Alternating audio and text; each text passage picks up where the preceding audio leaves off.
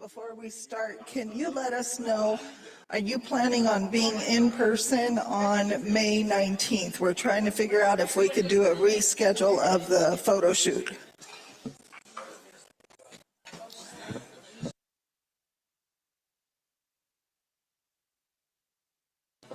I'm assuming Alicia has stepped away because no response.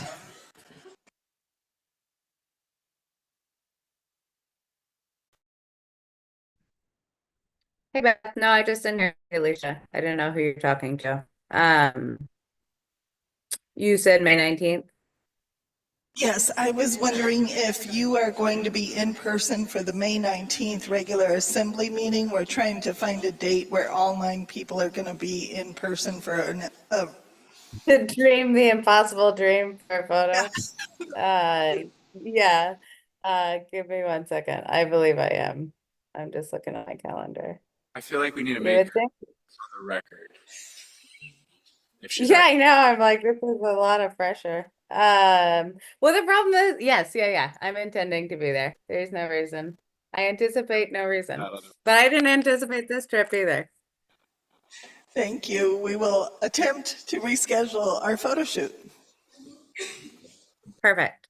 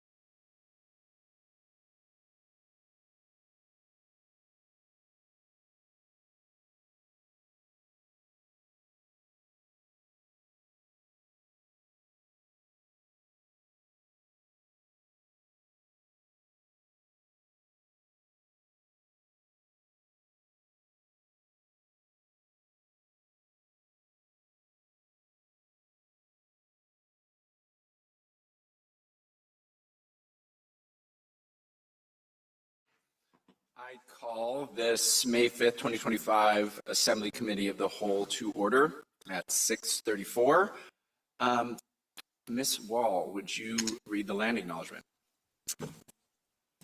Thank you, Chair Smith. We would like to acknowledge that the city of Borough Juneau is on Tlingit land and wish to honor the indigenous peoples of this land. For more than 10,000 years, Alaska Native people have been and continue to be integral to the well-being of our community.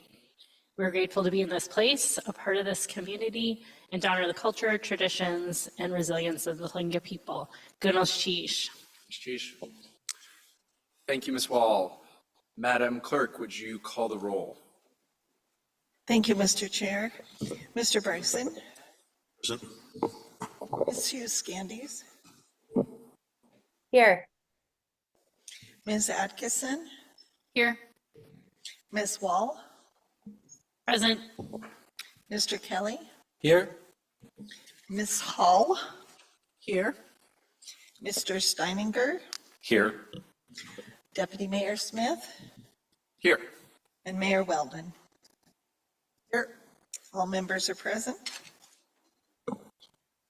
Very good. Thank you, Madam Clerk. I did get a request regarding the agenda, and I would like to offer flopping agenda items 4 and 5. So Telephone Hill next steps would be first, followed by the Mendenhall Glacier Visitor Center operation, parts A and B.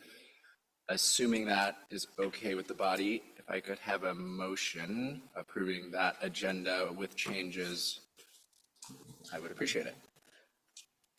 Mr. Kelly. Mr. Chair, I move that we approve the agenda as amended. Very good. Thank you. Any objection to that? Seeing none, the agenda is approved as amended. We have 3 sets of Committee of the Whole draft minutes. Any changes or a motion to approve those 3 sets of minutes? We're supposed to make a motion is what staff prefers versus me just saying none. So thank you, Mr. Kelly.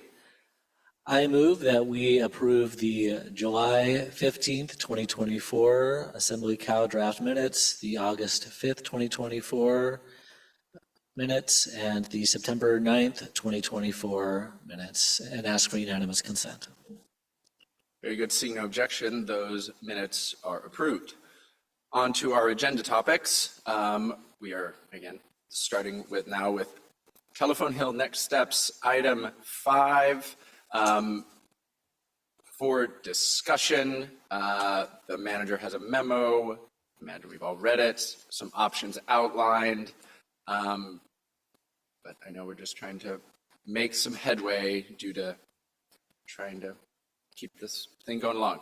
Manager Kester.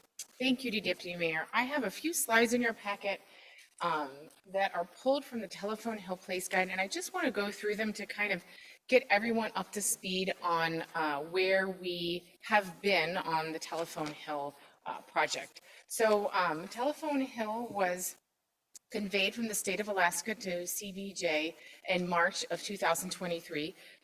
Thanks to Senator Keel. Hats off to him for his work on that. I think the city had been working on that for many, many moons. Many years they've been working on that.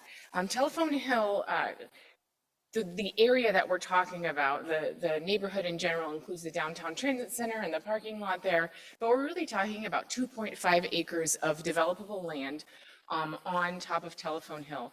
Currently, there's 13 units there and 19 properties. So the kind of first order of business, one of the most important things is replatting that property because the property lines go through existing buildings. We've spent over a year in a pretty extensive public process, starting with public meetings, assembly meetings, committee of the whole meetings, listening sessions, and all of that process culminated in the Telephone Hill Place Guide. And these pictures are just pulled from the Telephone Hill Place Guide. So that process kind of took all of the community wishes, the assembly wishes, and gave a really pretty robust vision for what the assembly and the community want to see developed in Telephone Hill. And the assembly picked concept C, and that's the image you have here, which is a mix of studio, 1-bed and 2-bedroom units. with a 65-foot height limit throughout the site, really wanting to preserve those viewscapes, but also build maximum density. Wanting to preserve or reestablish our tree canopy. There was a desire for some like open space incorporated throughout. Really improving the pedestrian access with a stairway connection from Willoughby Avenue and Main Street. And principally, the Assembly wanted to create affordable housing and make sure that 20% of those units were 80% AMI. So this is kind of the vision, the option C was the vision that the Assembly talked about. That's 150 new residential units. So the next slide just talks about how these, how once you get rid of all the lot lines, you could develop Telephone Hill. And the reason these kind of lines are drawn like this is to maximize the buildable area. So, you know, the consultants, First 40 Feet, who we hired to work on this, really recommended this particular configuration to maximize the size of the units that we would be able to build. Next slide. Another challenge of Telephone Hill is the, I guess a challenge and a benefit, right, is the steep slopes and the grading. So it's lovely because it creates some elevation and some different views, but it creates some challenges for buildable lots. So one of the recommendations that you saw in the memo and that the place guide talks about is doing some excavating to create those buildable lots. So basically some blasting is going to need to be done up there to create those lots. Next slide. Another improvement that is going to be, according to the First 40 Feet, that is going to be needed to the property is to move Dixon Street. It needs to be realigned again to create maximum density and also to be improved for emergency access. Right now, the slope and the alignment of it are not great for emergency access. So the kind of realignment of the road is another recommendation that First 40 met. And then I'm going to end on this slide, even though you should never show an image of a project that has not even gone through a feasibility design stage. But I think it's kind of lovely to just think of what that area could look like with, you know, some mixed housing, retail space up there, just a really kind of a vibrant neighborhood. So don't get too hung up on, you know, the windows or the blockiness or the squares. Just take a moment to imagine the direction that we're all headed in. Okay, you can take down those slides now, Madam Clerk. So with the Telephone Hill Place Guide, staff worked on a request for information to issue for developers. And the idea for this request for information was to give them the place guide and give them the parameters that the Assembly and the community wanted to see in a development, and ask the development community, what do you need to make this happen, right? What improvements do you need? What incentives do you need? And we got one response, and that was from Johnson and Carr. Important to note that Northwind Architects, who's in the room, was the local representation on that response. We sat down and met with that respondent and with Northwind and kind of had the same kind of more colloquial conversation with them about what would be needed to develop the site. And, you know, just to summarize, the uncertainty of having the units up there with a lot of hazardous materials and the expense in demoing is going to be really tremendous because of the hazardous materials, because of the unknowns. You know, we've heard from local developers, and First 40, if you went through this process with us, said, you might need to invest in demolition and site preparation just to be able to attract developers. And I think that's been confirmed when we talk to local developers and confirmed when we talk to outside developers. The question is, where in the trajectory of the project would we need to kind of stop direct city investment and direct city management of the project and depend on a private developer to do that? And so the memo tries to kind of walk you through a few different options.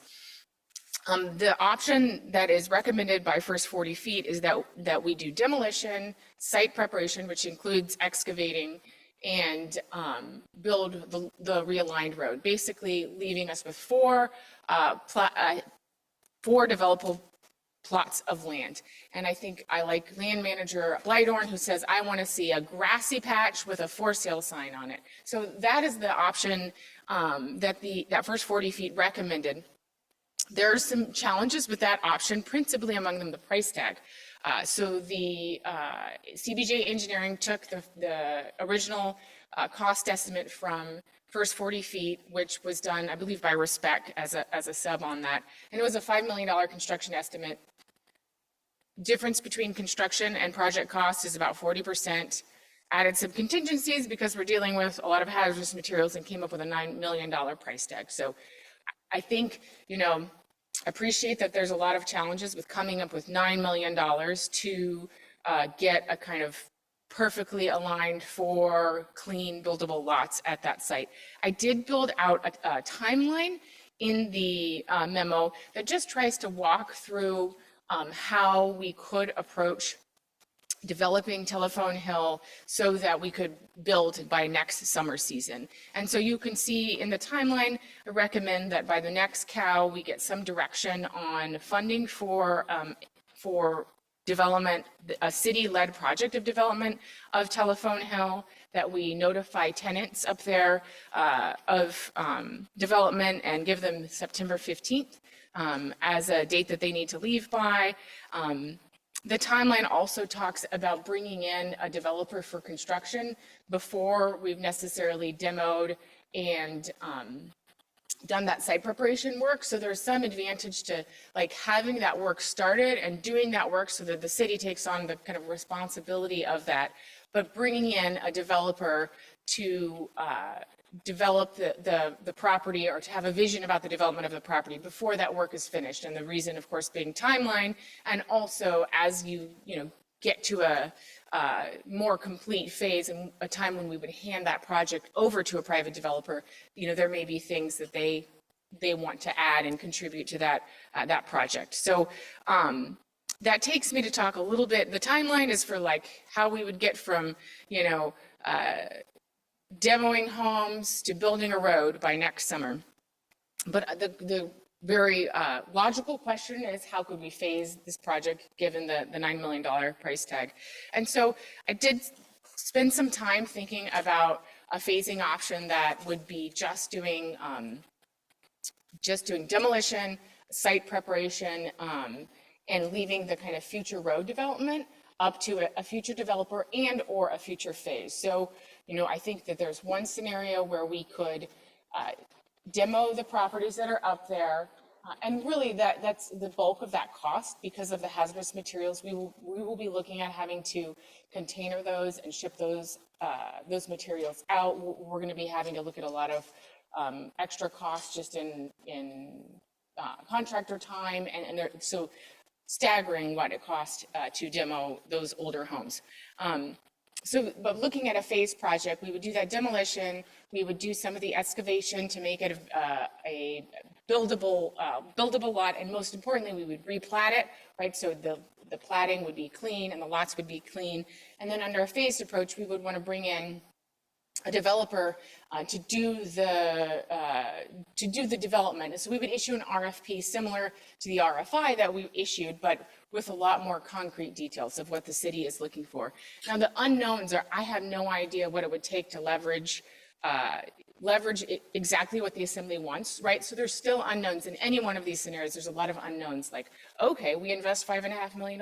Are we going to get a developer or 4 different developers that will build maximum density and 20% affordability? Those are still unknown questions, but we're certainly in a better position to leverage that if we've taken some of that uncertainty and really given a nice buildable lot.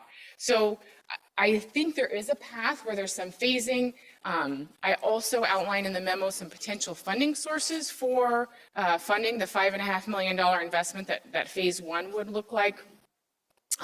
We have 1.7 million in the current CIP. We will after this year's CIP, because you're transferring about 400,000 into it as part of the 1% funding in the CIP.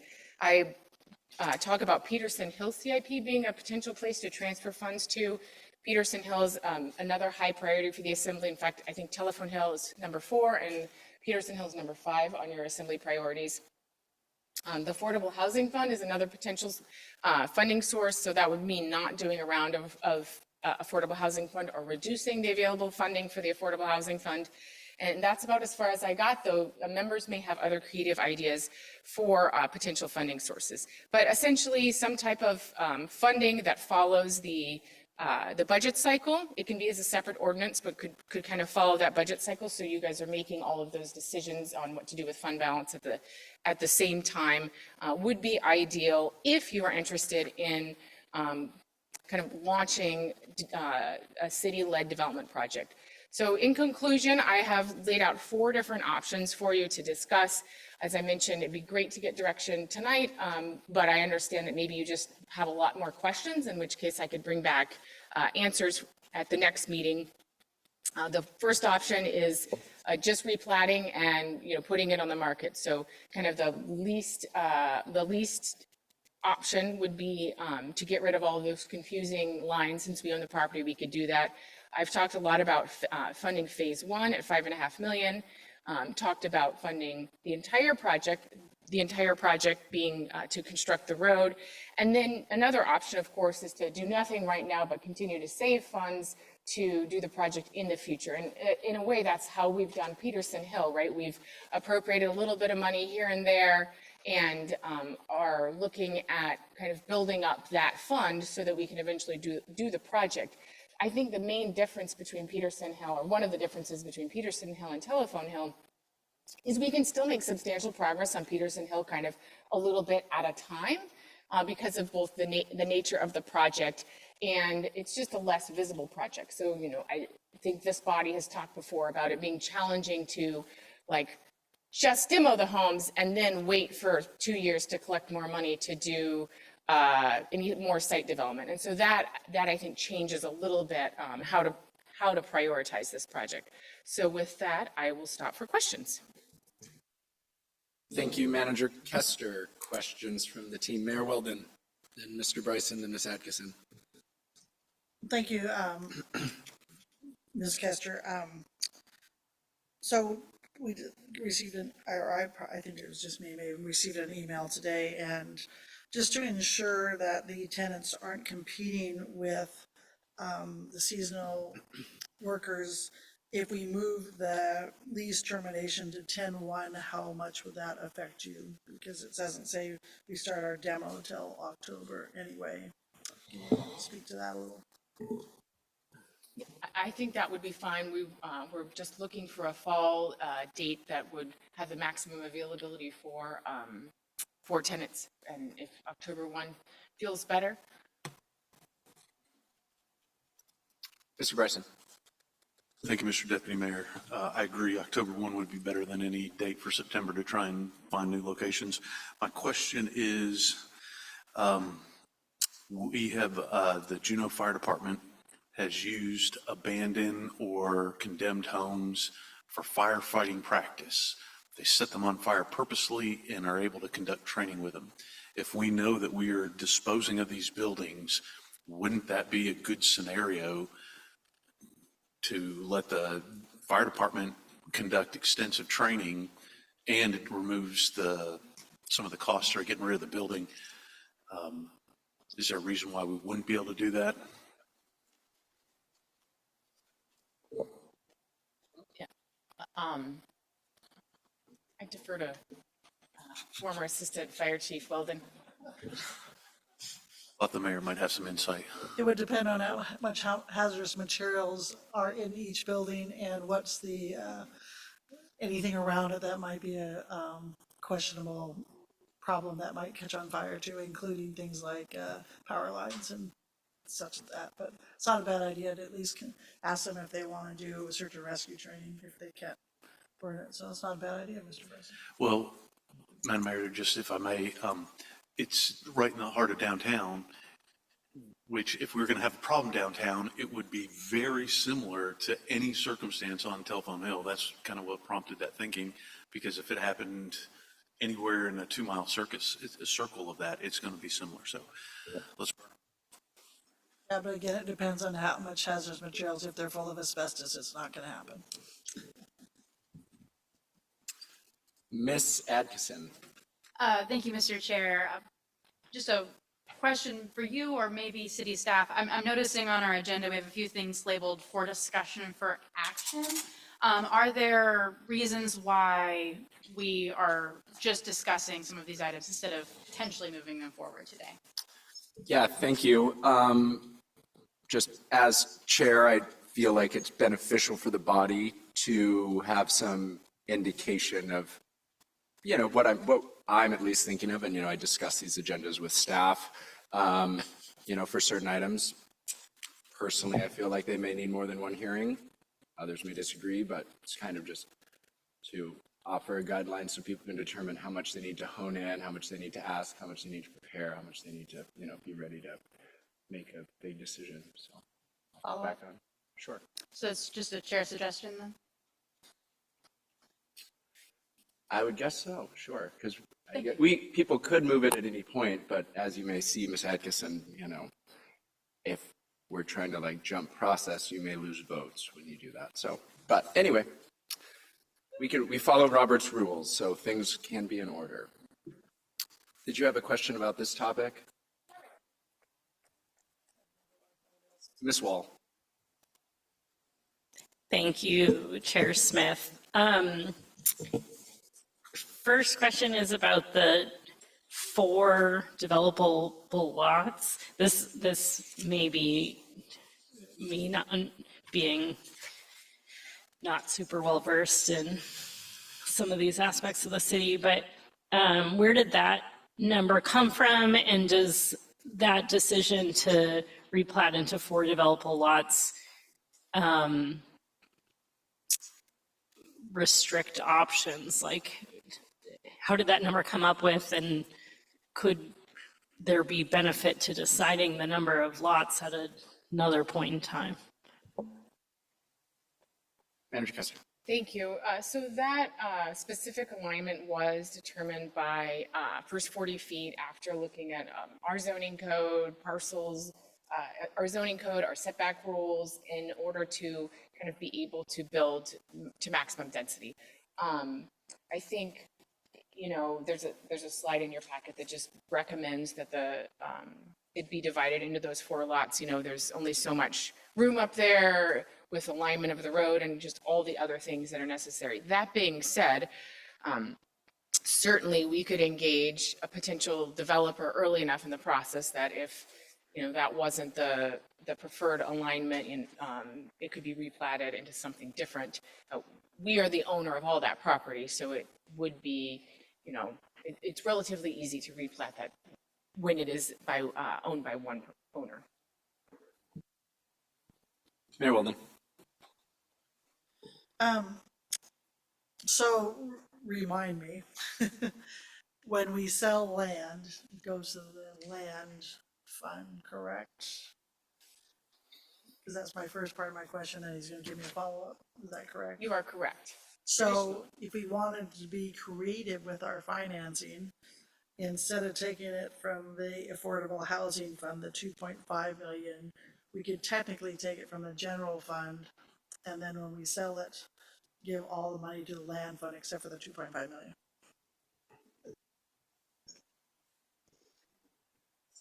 A loan from the general fund that we would repay when we sell it. I think that that is correct. You could loan the land fund. The land fund doesn't have enough money to cover the entire cost of the development, but you certainly could do some arrangement where when those properties are sold, that funding kind of repays that initial investment. And it's an important thing to remember. This property has value and will have additional value once it's improved. Very good. Ms. Hall. A couple questions. First, how many folks are living up there now? How many people will we be displacing? It's between 14 and 16. Oh, okay. And then second question, unrelated, is, in the options, it says there is no option that meets our goals without investing significant CBJ funds. And this sounds odd coming from the social service gal, but what happens if affordability is removed and it's just kind of, flat out market rate housing? So I obviously don't have a crystal ball, so I can't tell you exactly what would happen. However, it would be premium developable land in downtown Juneau and more attractive for a developer. So one could assume that it would be easier, for example, for the city to either invest less in getting it to that place where, am I make? Yeah.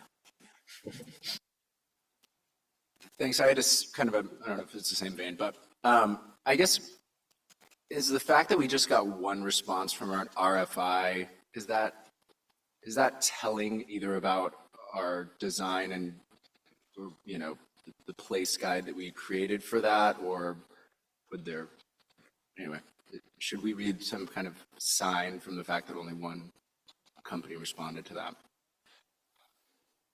We have asked that question, staff has asked that question of our local development community, and I think,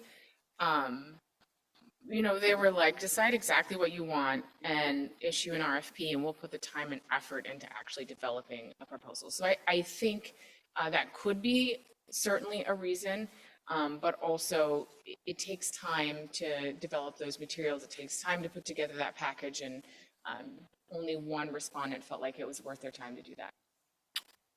Very good. Thank you. Further questions, Ms. Wall? Thank you, Mr. Smith. I listened into the lands meeting today and had seen the proposal that came through about Second in Franklin, I believe from the same developer group that put in the RFI. And obviously that has also been on our priority list, much smaller scale project, and that kind of came up out of nowhere a little bit for us, even though it's been on a priority list. And so from our conversations with that developer, are we expecting that project as well to require city investment to move forward? Or was there an understanding that that would not, only because if so, I'd like to see kind of both of those projects together as we consider next steps, but hoping that that was not part of their proposal. So I don't have a specific answer to that question. We did meet and talk about a variety of challenges on that site, parking being one of them, and the expense of parking. So it would not surprise me to expect the Second and Franklin development to also want to use tools like the Affordable Housing Fund and tax abatement. Very good. Any further questions on this topic? Mr. Kelly.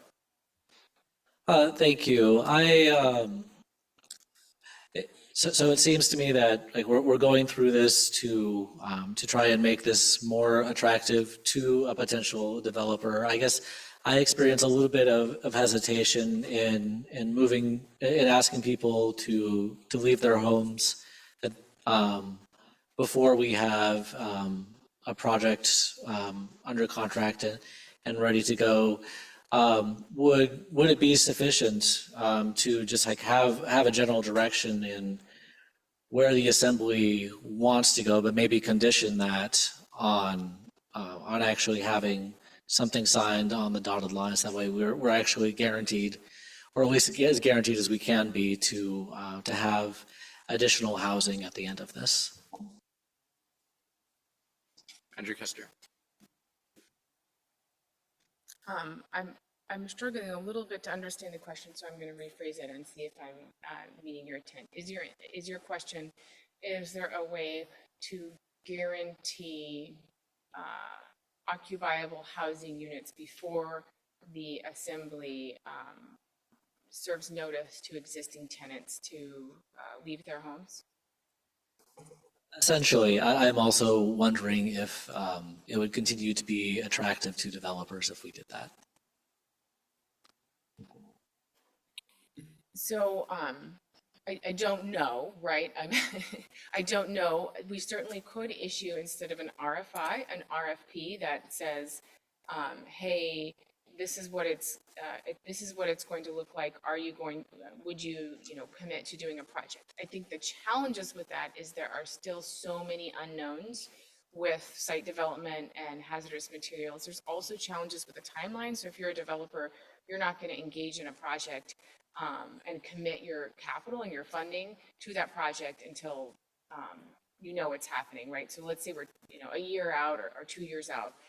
So those are some of the challenges I would see in taking that approach. But I think that would be, as the way I understand your question, the best way to try to get there would be to develop an RFP instead of an RFI based on the Telephone Hill Place Guide, and be able to kind of award a firm commitment to a developer instead of this, hey, we want to hear more from you.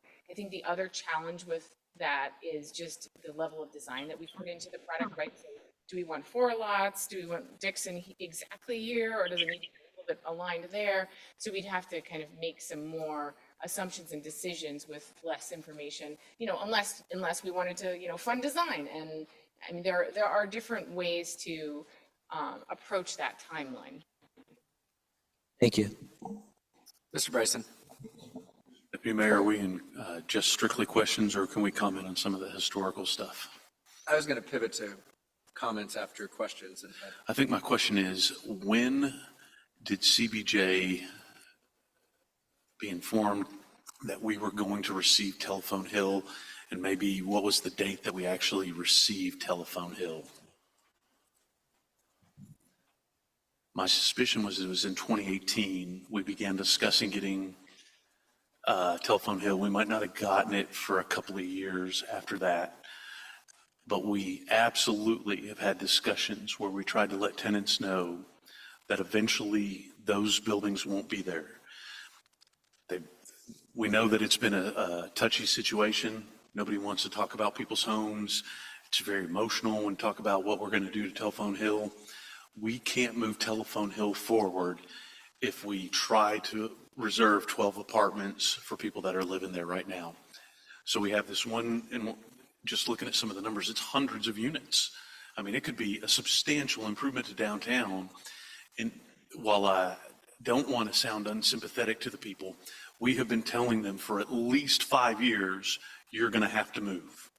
And here we are 5 years later, and we have people saying, well, you can't make us move until you have a plan. We can't move a plan forward until they're gone, because what Manager Kester said was the point that will stick it. If they're still living in their homes, that is a whole different legal realm, and one person deciding not to leave could delay this whole project. So at some point, we have to say, this land is going, it's going to be a flat land, because no project can move forward until it has a zero vacancy in it. And so while I completely understand, we don't want to sound heartless, we have been saying for years, you are not going to be able to live here indefinitely. And I think that we're at the point where we need to make that decision and make that very clear to the people that are there, so we can move this very important housing project forward. Thank you for the time, Mr. Deputy Mayor. Thank you. It seems that we maybe transitioned into comment portion. Are there further questions from anyone? Mayor Walden. I was going to say, if we're going into comments, I'd be put a motion on the floor to comment on. I see- Deputy Mayor Smith, can you hear me? Yes, we can hear you, Ms. Huskandes. Did you have a question on this topic? I had a question. I don't know if you guys are on a subset of the topic, because I got kicked out halfway through the first question. Yeah, no problem. Ms. Huskandes, I know you're having some connectivity issues over there. Go ahead and ask your question. Thank you, Mr. Chair. Thank you, Manager Custer. My question is about, and I don't have it in front of me now because everything got closed, but in your timeline, you gave the, RFP 1, RFP 2, RFP 3.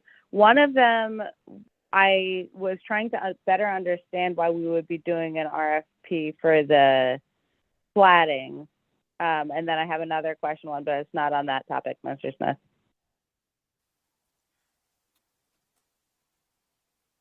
Did that make sense? Do you understand me, Manager Custer?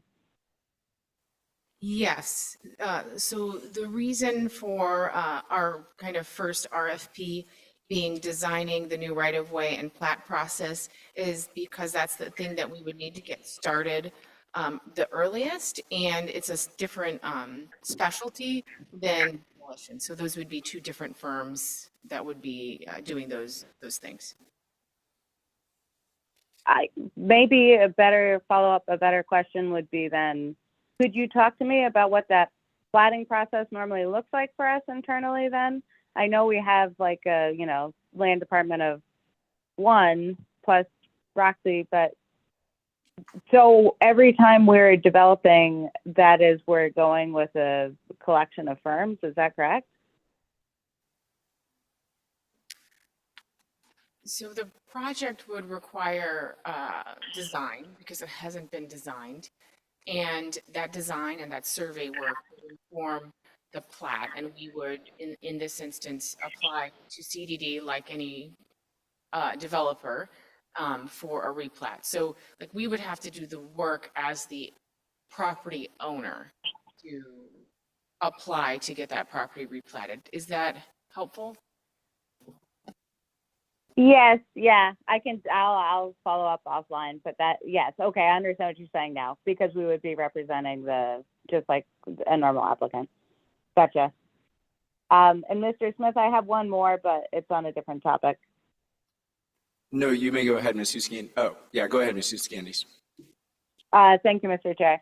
And then Manager Custer, you may have already gone over this, in which case I apologize, but could you just let me know when we put that RFI out with that telephone place guide, where exactly we put that, what that consisted of, that got us to one response?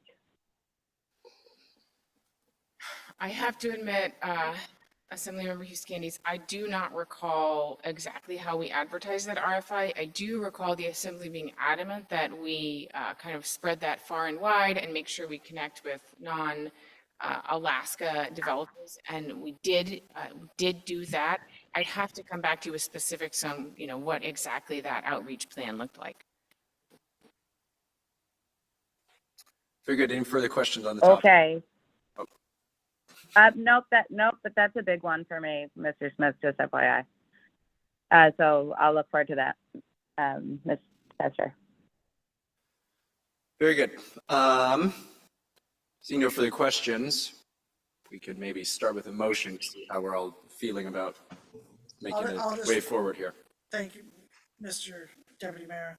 I'll just throw it out there. I know it says discuss, but I think the staff would appreciate what we're thinking and kind of how we're paying for it. So I'm gonna do a two-pronged motion. First will be the motion on what scenario I'm looking at, and second, I would come back with a motion on how I'd pay for it. So I would move, we approve scenario number 2, and if I could talk to my motion. Yes, of course. Most people have heard me say I would love to just put it to the highest bidder, but I don't. After talking to some builders in town and getting the feel of the assembly, I don't think that would pass. And also talking to some developers, they said what they wouldn't want to do is evict and demolish houses. And if we could do the platting, that would take the burden off of them for that. And they're mixed about the road, so I think we could start with scenario number 2, and if we had to go further, we could go further, but that's what my motion would be right now, is the 5.5 million fund phase 1 of Telephone Hill redevelopment. Very good. Thank you, Madam Mayor. Madam Manager, do you need us to describe what funds and what sources of funds to fund whatever option you choose here? So if you were to move and for introduction, I believe we would just have funding sources blank and then expect that to be amended at introduction. Okay.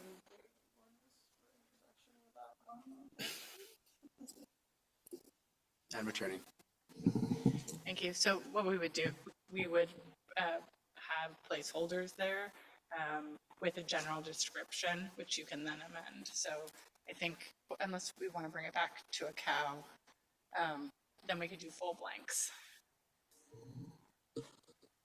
Okay, well, Seems a little funky, but we could try. Ms. Atkinson. Thank you, Mr. Chair. I just objection for purpose of a question here. If we're going with the phased approach, Manager Kester, how concerned are we that leftover 2.5 million, or that we aren't funding right now, becomes a lot more than 2.5 million later on? Well, it's 3.5 million, and construction cost escalation is certainly still remains very high. We had a lot of construction inflation during COVID. It's a lot of civil work, which isn't as problematic. However, there will be, so it's like a lot of like actual dirt work. However, there will be materials for the utilities, and those also kind of get caught up in that tariff unknown. And so we are already getting notifications from our contractors that, you know, they're not able to honor price estimates because of, you know, tariffs and impending tariffs. So that's a long way of saying I don't have any uncertainty in today's environment, and those are the vulnerabilities that that $3.5 million road construction would have. I'll remove my objection. Mr. Kelly.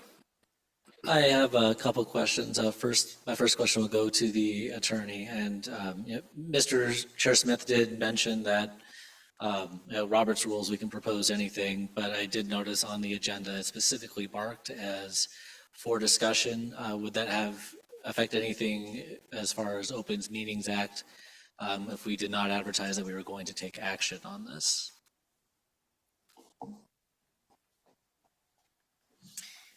If I might, through the chair, Mr. Kelly, anything on your agendas are actionable. That's why when they say for information or for discussion or whatever, it is a suggestion, but it is not a Robert's Rules violation should you decide to take action if something is listed as for discussion. And I may be removing these from future agendas, by the way, but we'll see. Mr. Kelly.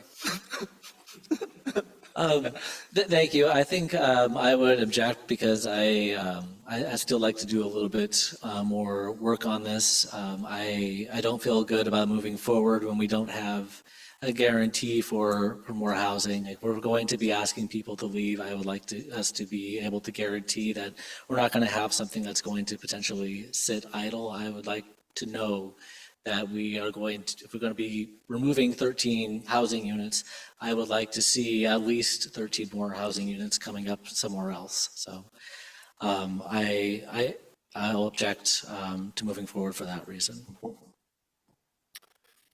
Very good. Other comments? Motion, Mr. Bryson. Thank you, Mr. Deputy. What did Ms. Gladaszewski used to say? Perfection is the enemy of good. We have a good plan here to get hundreds of housing. And I made the statement that delaying this after giving the people 4 years notice, that maybe 5 years notice that they would have to move at some point. I think that notice has been given, and we have been working tremendously on the amount of housing units. And we just made a motion to move it to October 1st. So we're asking these people to vacate during the easiest time of the year to find housing.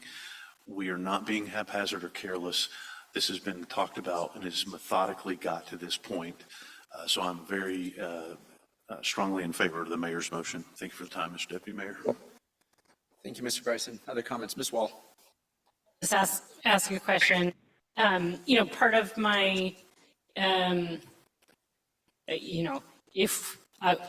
there's lots of great pros and cons here, but if we had all the money in the world, I'd be ready to, fund this at the top level. We don't, but we do have budget conversations coming up. If the assembly was to move forward with an ordinance for 5.5 this year, or it coming up here, and after the end of our budget conversations, we still have $4 million that we want to spend on this project, we could move that direction regardless of what we decide tonight. Is that correct? Yes, Very good. Ms. Euskandis, do you have a comment or? I do. Thank you, Mr. Chair. Yeah, I'll weigh in and I might weave in some questioning statements.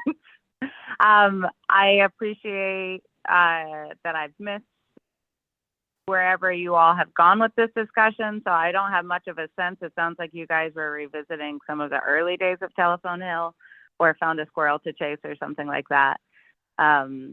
Based on the sort of direction and timeline, the different options that were in the memo for us to discuss tonight, I think obviously, like the rest of you, the higher price that's a big number, and I think we're all feeling like that there's a lot of competing pressures on the budget. That being said, I am interested in seeing what funding sources that we could get creative with. I lean more towards that way because I know there are many flavors of in between, just as Ms. Wall mentioned, but also I don't think there's anything magic about this particular date, except I appreciate the manager's diligence in trying to keep us moving forward on it. So I just, for the interest of discussing this topic, I lean towards us putting more money into it because I think if we do not, we are going to end up in a situation where we're going to be hearing that it doesn't pencil out and we can't keep the affordability or we can't keep the density. That being said, as the mayor referenced already, you can add money and you can add money as you go along. So why would you spend, she didn't say this next part, but why would you spend it all up front if you could go along and get it started? I think the question there between those two options, then whether the $5.5 million or the larger number, the 9.5, or whatever the two numbers are, I think part of my own question is how much did we really do to get feedback? I would want us to take another look at that because I think it's important that we do a better job of that if we do end up going down just a demolition and site prep route. I think what we've learned every time is that, I mean, I think if we want affordability, I think if we want density in this site, it is going to require a big commitment of capital funds from the city. And I just will say that there are several other things we're looking at money for in the budget, and to me, housing would be more of a priority. So if people are comfortable doing the site prep tonight and drafting that, I think I could be open to that, but I also would want to keep our options open to add more as we go on. Very good. Thank you, Ms. Euskandis. Very well then. Thank you, Ms. Euskandis. You figured out my ploy. For one reason, talking to some of the developers, you might want to have a say in the road and that kind of stuff, and we do have a mechanism to loan money for a road, but if it turns out that they can't do some of the affordable housing pieces that the body wants, then we could again look at helping them build the road. So, but I thought we should at least start at the 5.5. Very good.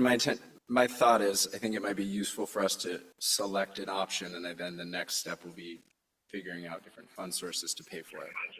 A motion on an option. Ms. Wall. I'll hold my comment to the next motion that the mayor is going to make. Very good. Mr. Kelly. Thank you. Just a question for, I guess, anybody in staff.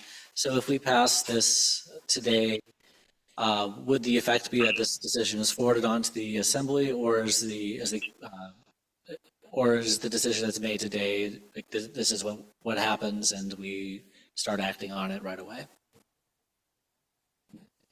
Manager Kester. Yeah, so we wouldn't be able to begin any work without an appropriation. I mean, that being said, we do have funding. We could like start the design work, but I guess it would be our intent to wait until there was funding, and because we have to have funding to be able to do a project. So that means that the ordinance needs to pass.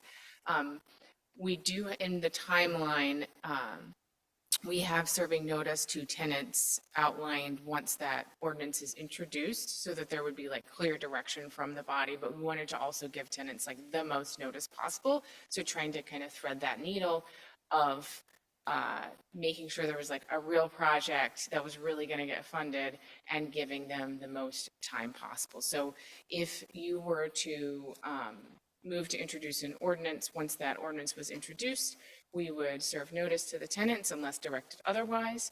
And then once that ordinance passed, we would work on issuing RFP number 1 for design and replat. Thank you. Very good. Further comments on the motion? I guess mine are just, Mr. Kelly, I guess I see this as we know we need to do this stuff to move this forward. I want us to move forward. I think the timing, especially due to the tenants, is the most compassionate in this way. 4 months notice, leaving before, after, the peak tourism season ends. So hopefully more housing availability before the holidays, before the winter, trying to do stuff in the snow and all that. So I feel like we know this work needs to be done. I appreciate the thought of it is tough to say, oh, we're demolishing housing and, when something else should get built. But I don't think it's ever going to get built unless we do these steps. So I'm supportive of the mayor's motion. I think it also takes us, as far as we know we need to go without putting in a road or some other things that we just aren't certain of. So I'm supportive of the motion. We have a motion on the table and an objection. Madam Clerk, would you please call the roll? Thank you, Mr. Chair. For Mayor Weldon's motion to go with option number 2, the $5.5 million fund phase 1. Mayor Weldon. Yes. Mr. Bryson. Yes. Ms. Hughes-Candies. Yes. Ms. Adkisson. Yes. Ms. Wall. Yes. Mr. Kelly. No. Ms. Hall. Yes. Mr. Steininger. Yes. And Deputy Mayor Smith. Yes. Motion carries 8 yeas, 1 nay. Thank you, Madam Clerk. Mayor Weldon, did you have a motion on the funding sources? Before I make a motion, I just have one quick question. How much money do we currently have in the land fund right now?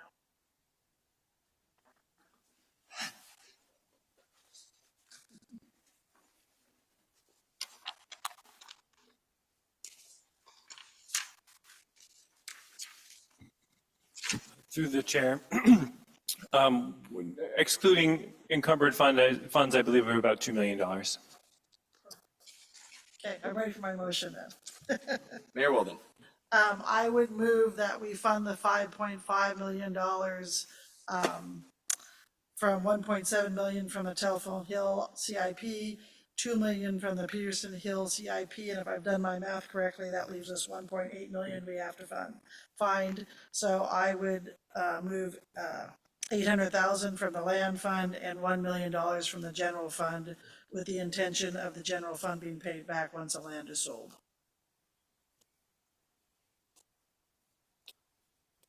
Madam Attorney and Manager, those are appropriate fund sources, and we've discussed the loan idea already, correct? So, very good. Any objections to the motion? Seeing no objection, that motion is adopted. Thank you. That settles our business for the Telephone Hill agenda item. Do we need a short break before the the Visitor Center? Very good. 5 minutes, 7:28, so 7:33, please. Mr. Chair, I appreciate you making that change, and I love you all, but I will be leaving you now.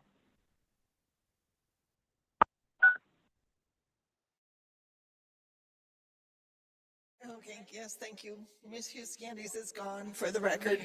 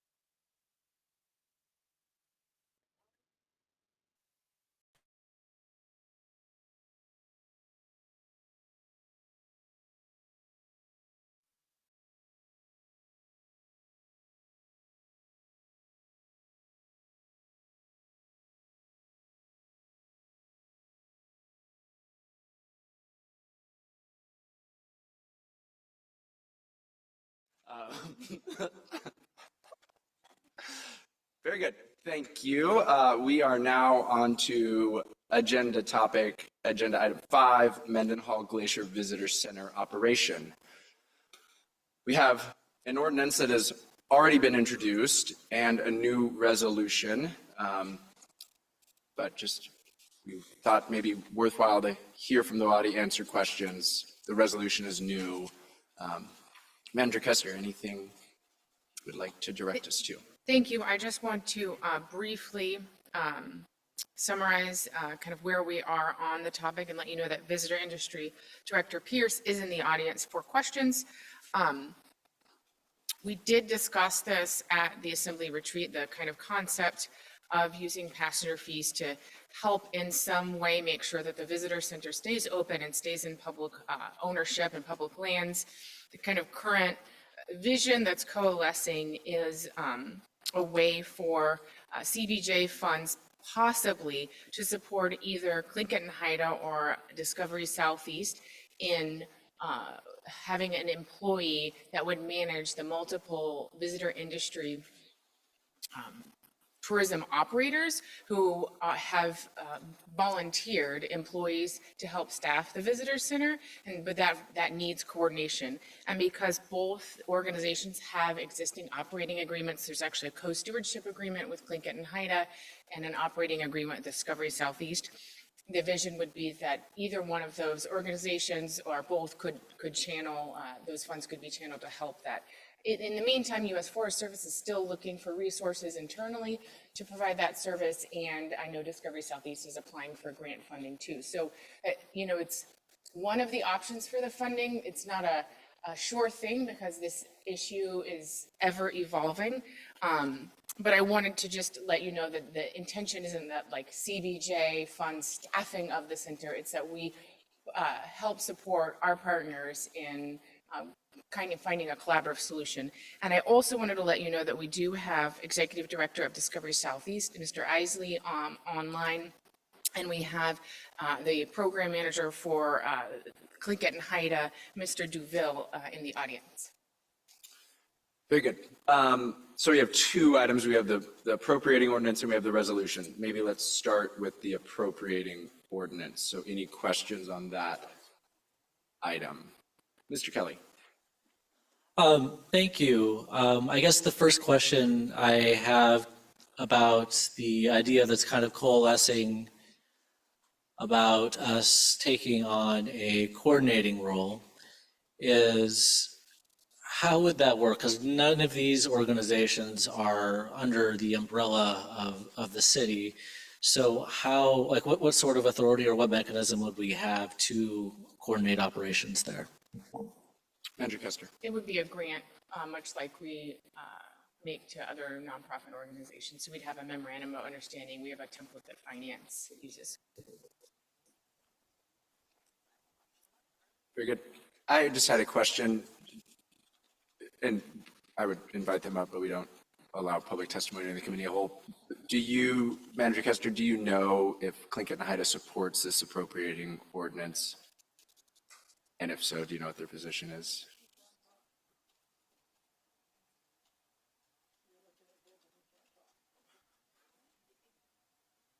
Thank you. Yes, Tlingit and Haida is supportive of a solution to keep the visitor center open and keep it in public lands. Very good. Mr. Kelly. Thank you. Would 200,000 be absolutely necessary for this coordination role, or would we be able to get by with something less? Mr. Manager. And there's no real magic to the figure of 200,000, except for it would allow for at least one full staffing position. I mean, I suppose you could cut it or you could grow it. In the end, we hope to not have to use it, but want to have the flexibility to be responsive. Thank you. Ms. Wall. And Mr. Sanger. Thank you, Chair Smith. This is, we do have limited marine passenger fees, so like to evaluate them against other things that we are planning on doing with them. I'd love to know, and this might be a question for Ms. Pierce, a reminder of what is our balance. This is coming from our fund balance, I assume, our brain passenger fee fund balance. What is our current balance? And I know there's been talk of what to do with that excess balance, Seawalk, other kind of long-term projects. I think my question for Ms. Pierce is, what are we kind of pushing down the road or sacrificing if we were to allocate these funds?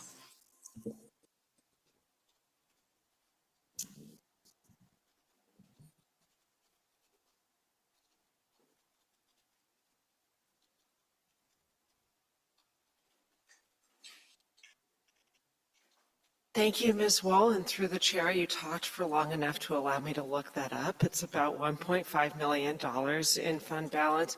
And I don't have the figure because you didn't talk for quite long enough for me to look at this year's budget. But we are projecting to spend in the budget less than we're projecting to take in. We do say that remaining funds we would split between like the Seawalk and shore power. Those are big ticket, long-term expenditures that will probably require a conversation about some kind of debt with the assembly at some point. In my view, I don't see $200,000 as really making or breaking the need to have that conversation. So I don't think it puts our fund balance in jeopardy. I don't think it puts our passenger fee budget for this year in jeopardy. And since I have the floor, if I can add on the kind of intention behind the $200,000 figure, not that that number was particularly magic, was when we asked, when we were looking at kind of staffing support for the summer, if that was required, we came up with a number of about twice that much. So we cut that number in half and put it forward with the idea that we don't intend to use $200,000. We intend to, if it does get used for funding a coordinating position, it would be a small portion of that amount of money. But it's kind of an insurance policy. We know that there's another reduction in force, or at least a plan for one coming, and we want to make sure that we have the ability to move quickly so that we can support the organizations that already have the ability to operate out there to potentially either absorb staff or fund expanded operations from what they're currently doing today if they need to do that. But we are, we're hoping that we lapse most of this back to the passenger fee fund balance and are able to spend it on fun things like Seawalks. Further questions on the appropriating ordinance? Ms. Wall. This one's also for Ms. Pierce. I am of the mind that we've gotten a lot of emails on both sides of this. I'm of the mind that if we do spend money, it's because we're in what I would call an emergency situation where there's bare safety issues and there is garbage and the bathrooms aren't clean, as opposed to people aren't getting quite the same experience as they normally would. Maybe all the trails aren't open, or they're not having access to all the naturalists they had. Like, is it helpful to get direction from the body on which of, in the spectrum that we're interested in providing funding for? Or do you feel like this would only be used in one of those situations? Thank you. Through the chair, that's staff's intention as well. It's not to enhance the visitor experience. It's to provide kind of basic safety, site maintenance, prevent vandalism, that sort of thing. And I do want to give a shout out to the operators out there.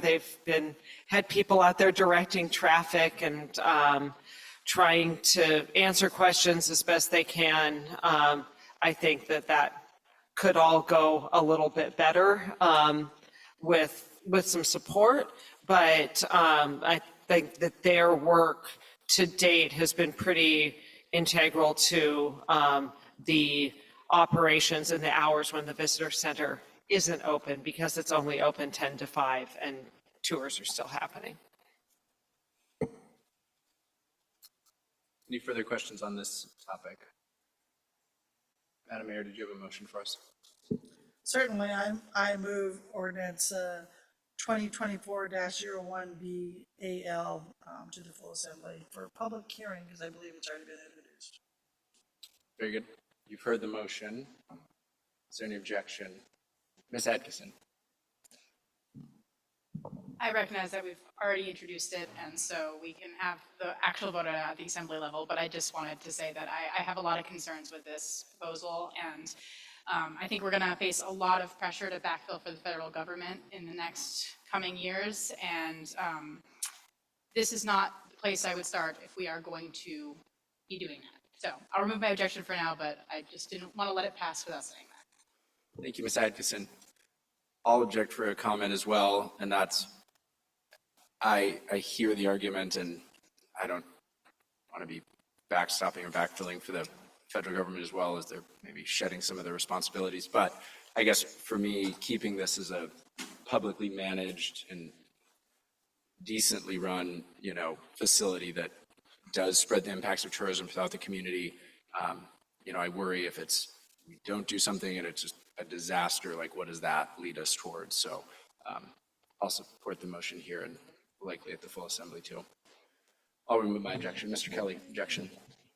Thank you. I share a lot of the same concerns as Ms. Atkinson. I do feel like this is like a potential start, and if we just say yes here, then we're possibly inviting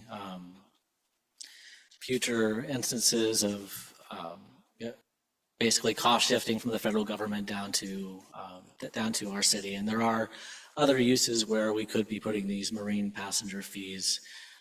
So I will remove my objection, but I am possibly bringing a couple amendments forward at the Monday meeting. Very good. Any other objections to the motion? Seeing none, that motion is adopted. Now moving on to the resolution. Questions on the resolution? Ms. Hall. Yeah, I'm just wondering where the notion comes from, or where it's being suggested that the Mendenhall Glacier recreation area would come under anything other than public ownership. Thank you, Ms. Hall, through the chair.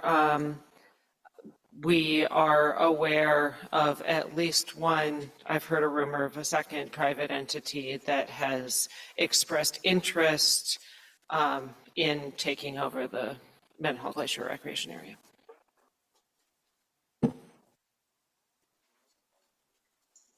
I guess my follow-up would be, anyone can say anything, but that seems kind of, like a really something that I wouldn't think we'd need to be concerned about at this point. Mr. Kelly.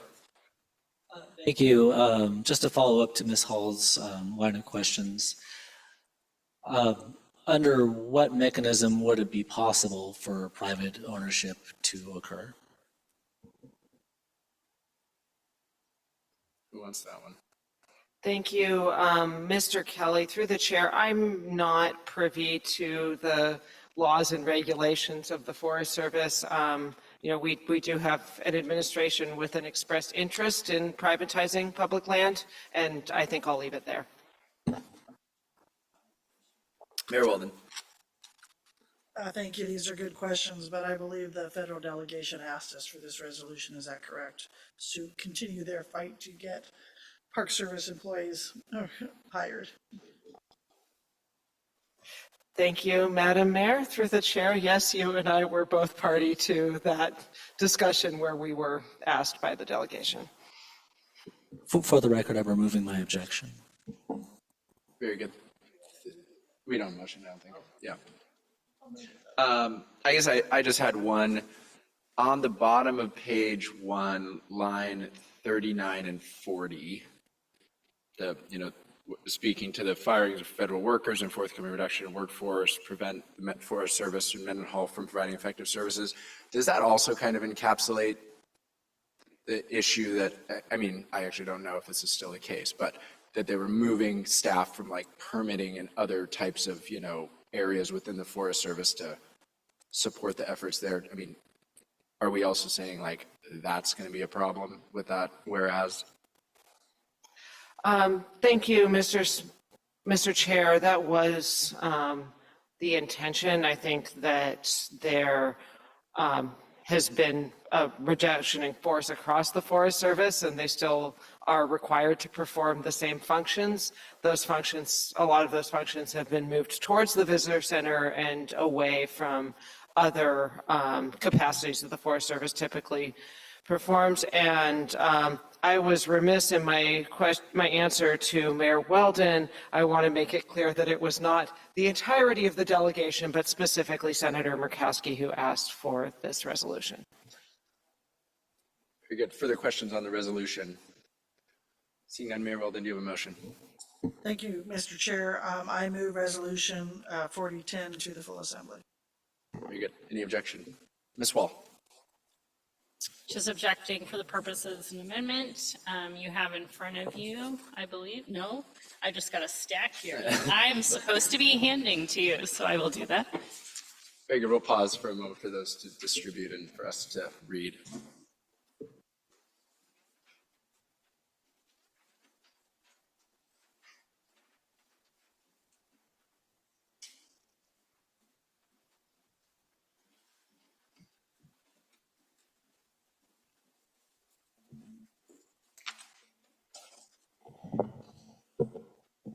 So this amendment seeks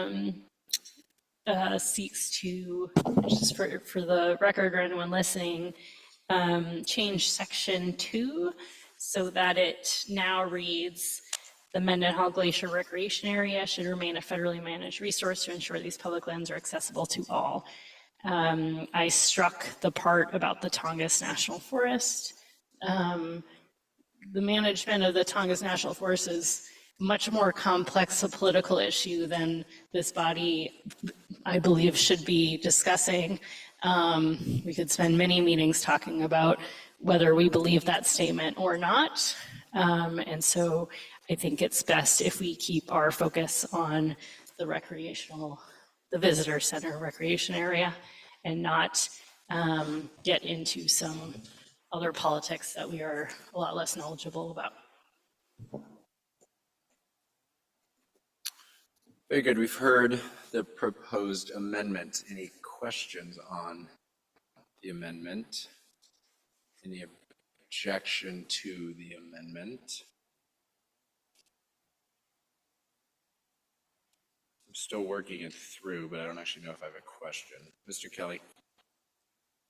Thank you. I guess maybe this might go to Manager Kester. I guess it would probably go more to Director Pierce. If we're going to be going around and changing the language, I'm just wondering like how specific was Senator Murkowski in the language of the resolution that she needed, or she was just asking for a resolution? Director Pierce. Thank you. Through the chair, Mr. Kelly. It was specifically a resolution in support of the Mendenhall Glacier Recreation Area. That was the subject of the meeting. So I think Ms. Wall's amendment would be fine in terms of what the senator requested. Thank you. Very good. I remove my objection. Thank you. I guess I understand the maker's motion. I think it might have been fine before, but I understand it, and I don't have an objection. Any objections to the motion for the amendment? Very good, that amendment is adopted. Now we're back to the main motion as amended. Any objection to moving the resolution as amended? Very good, seeing none, that motion is adopted. Thank you. All right.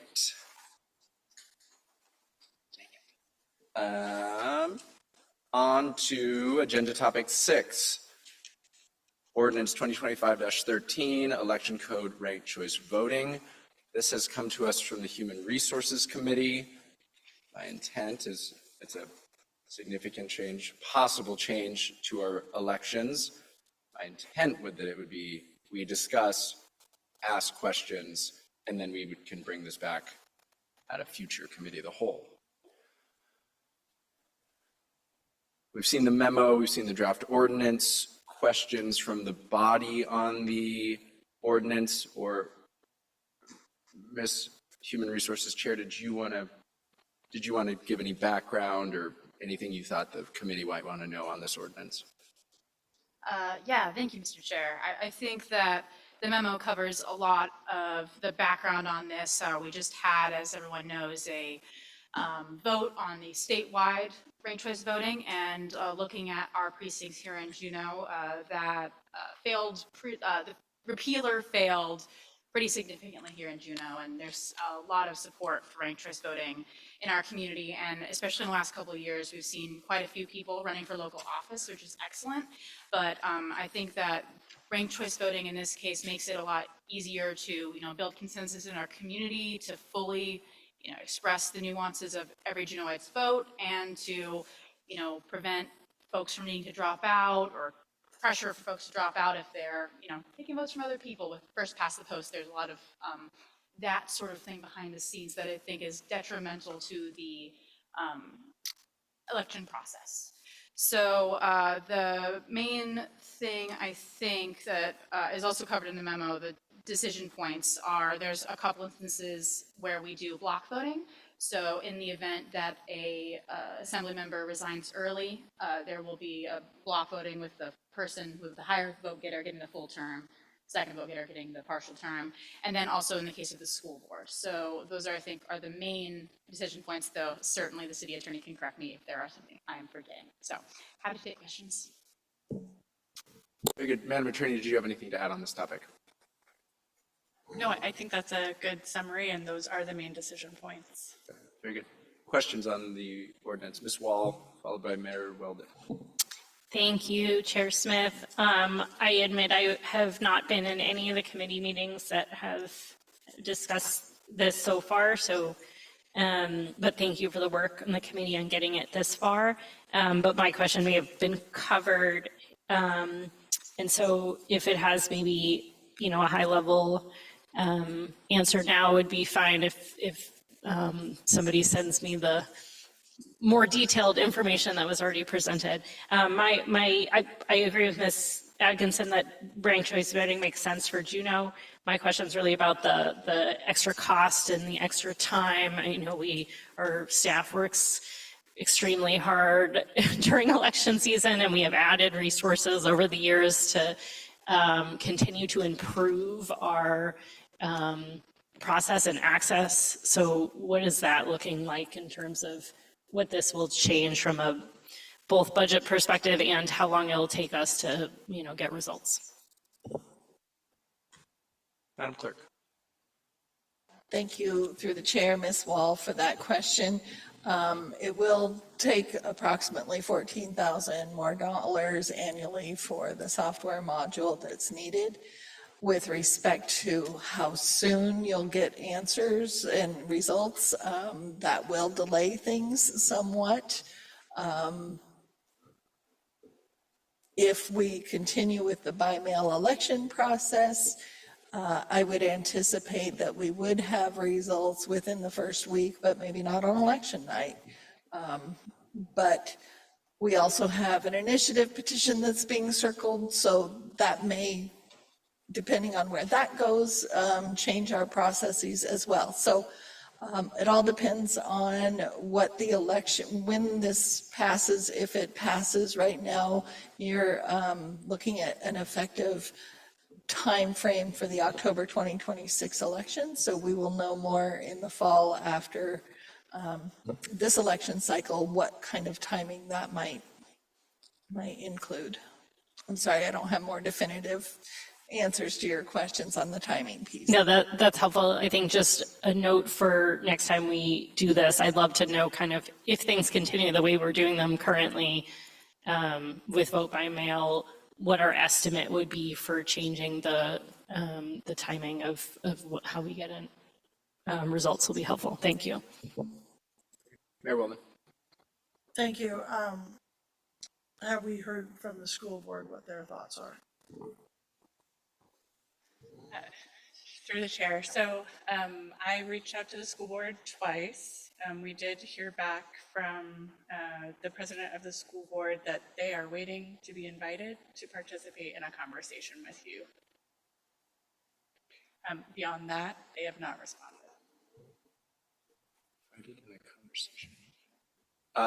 I'll hop in really quick.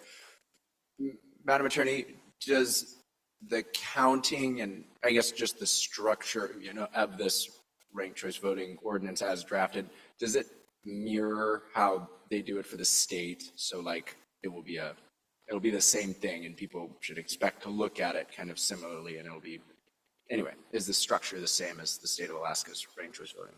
Mr. Chair, it's exactly the same. We took it from the state statute. We just modified language for what we call our elections. We have slightly different language, and I would expect the timing and some of those other things to track with what happens at the state level. Very good.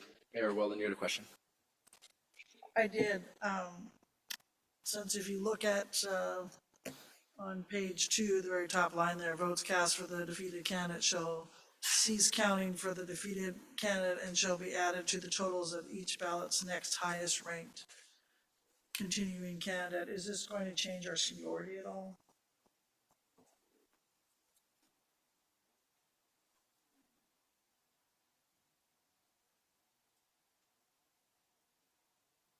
Madam Mayor, that is a very good question. I don't think it would change your seniority, but that's a good question. We can look into it and see what the state's done on anything and if there is a change. And we can also clarify language to ensure that that is retained here. That's a good question. Ms. Atkinson. Mr. Kelly. Thank you, Mr. Chair. Since one of the decision points we're looking at is block voting and whether we preserve it, I wanted to ask the clerk how well is block voting handled today? Or is it an issue with voting? Do you see a lot of ballots that are not marked correctly with block voting? That sort of thing. Thank you, Ms. Atkinson, through the chair. And I may phone a friend who is on Zoom with us, our deputy clerk, Andy Hirsch, if I don't cover all the points of that. Right now, for a multi-member race, when we have, say you have 5 candidates and you have 2 or 3 seats, so let's say in this case you have 2 seats that are open, it goes to the top 2 vote getters, and that's how that is determined. If in that multi-member race, say it's a district assembly race and one is a vacancy for a 2-year term versus a full 3-year term, the second highest vote getter would get the second term, a 2-year term, and the top vote getter would get the full 3-year term. For ranked choice voting, depending on how you guys decide to go that route in multi-member races, this is where I would call in my deputy clerk for her lifeline because she can explain it much better than I can. And I've tried to articulate this, but Andy does a much better job, if you wouldn't mind, Ms. Hirsch. Sure, thank you. Through the chair. So I believe part of Ms. Atkinson's question was with our current block voting setup, are we finding that people are confused in how they vote? We don't see a lot of overvoting in block voting setup. If we say vote for two, we do see people who choose who undervote, who only vote for the top candidate. But we can't ascribe any voter intent to that. We don't know if they just don't like any of the other candidates, or if they don't know that they can vote for more than one person. But we rarely see overvoting for candidates like we do in Assembly District 2, where we more frequently see an overvote than in any other district. And then I believe part of the other question was about block voting in ranked choice. Is that correct? Okay. So this this is a little complicated. So let me know if I need to explain things differently. But generally speaking, when you have a multi-member seat in ranked choice voting, there are two different ways that that it can go. And so one of them is what I generally call like a cascade ranked choice vote, which is you run ranked choice vote as if it's a single seat, somebody wins, the winner is removed, and then you run the entire process again. However, that option, we are not,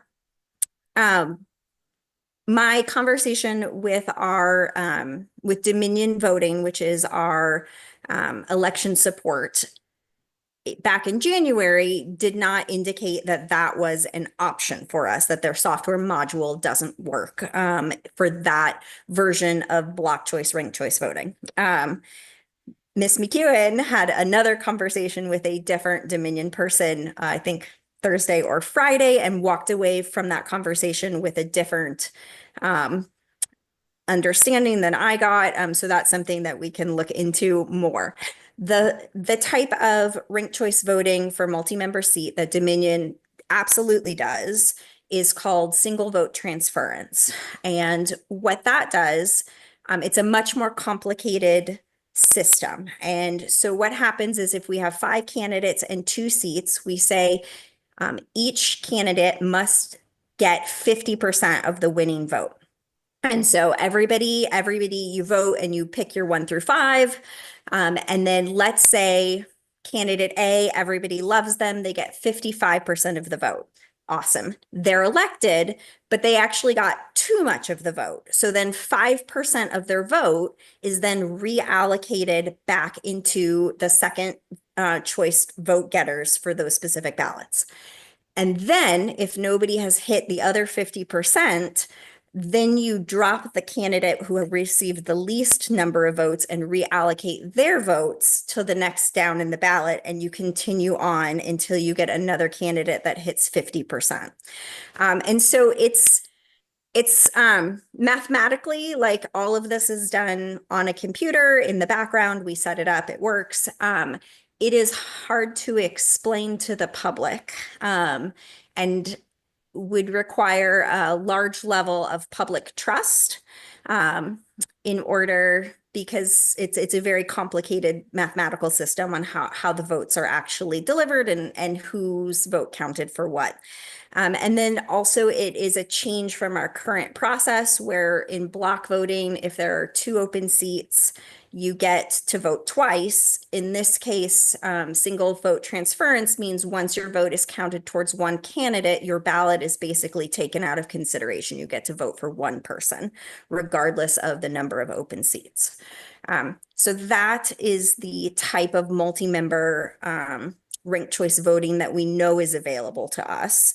And not we're unsure about the other version. I hope any of that made sense. It did. Thank you, Ms. Hirsch. The third option, of course, I just want to clarify, is to designate seats and not do multi-member races at all. Is that correct?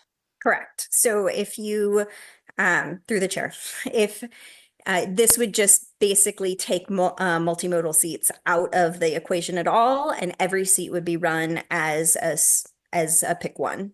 So every seat would look the same as kind of what's on the state. Very good. Thank you, Ms. Hirsch. Mr. Kelly. Thank you. And I believe I did ask this question. I did have the opportunity to participate in the Human Resources Committee, but it's been a while. So I believe I did ask this question of Ms. Wright before, and it seems pretty relevant now. What would, I guess, would we be able to switch to individual seats away from block choice voting without a charter amendment? Could we do that by ordinance? Through the chair, yes, you can. You can switch all of these seats. You can switch the school board to 5 separate, or to per year, I guess it's just 2 or 3 separate races. And you can switch if there was an early, if somebody left early from the assembly, normally that's a multi-member, you can make them individual races. Very easy to do. None of this requires a charter amendment. I had a question on the school board conversation invitation piece. Was your sense that they wanted like a joint meeting with us to discuss it, or can we just ask them to respond, in writing about any of their preferences on, the voting structure that would impact their races, and have them give us a letter or something back? Do you have a sense on what they want? Mr. Chair, I think they're just looking for something official from the assembly versus me reaching out and letting them know that an ordinance is in play. So I think that you could do that through a specific communication. Okay. Thank you for that. Further questions on this item? I'm just trying to.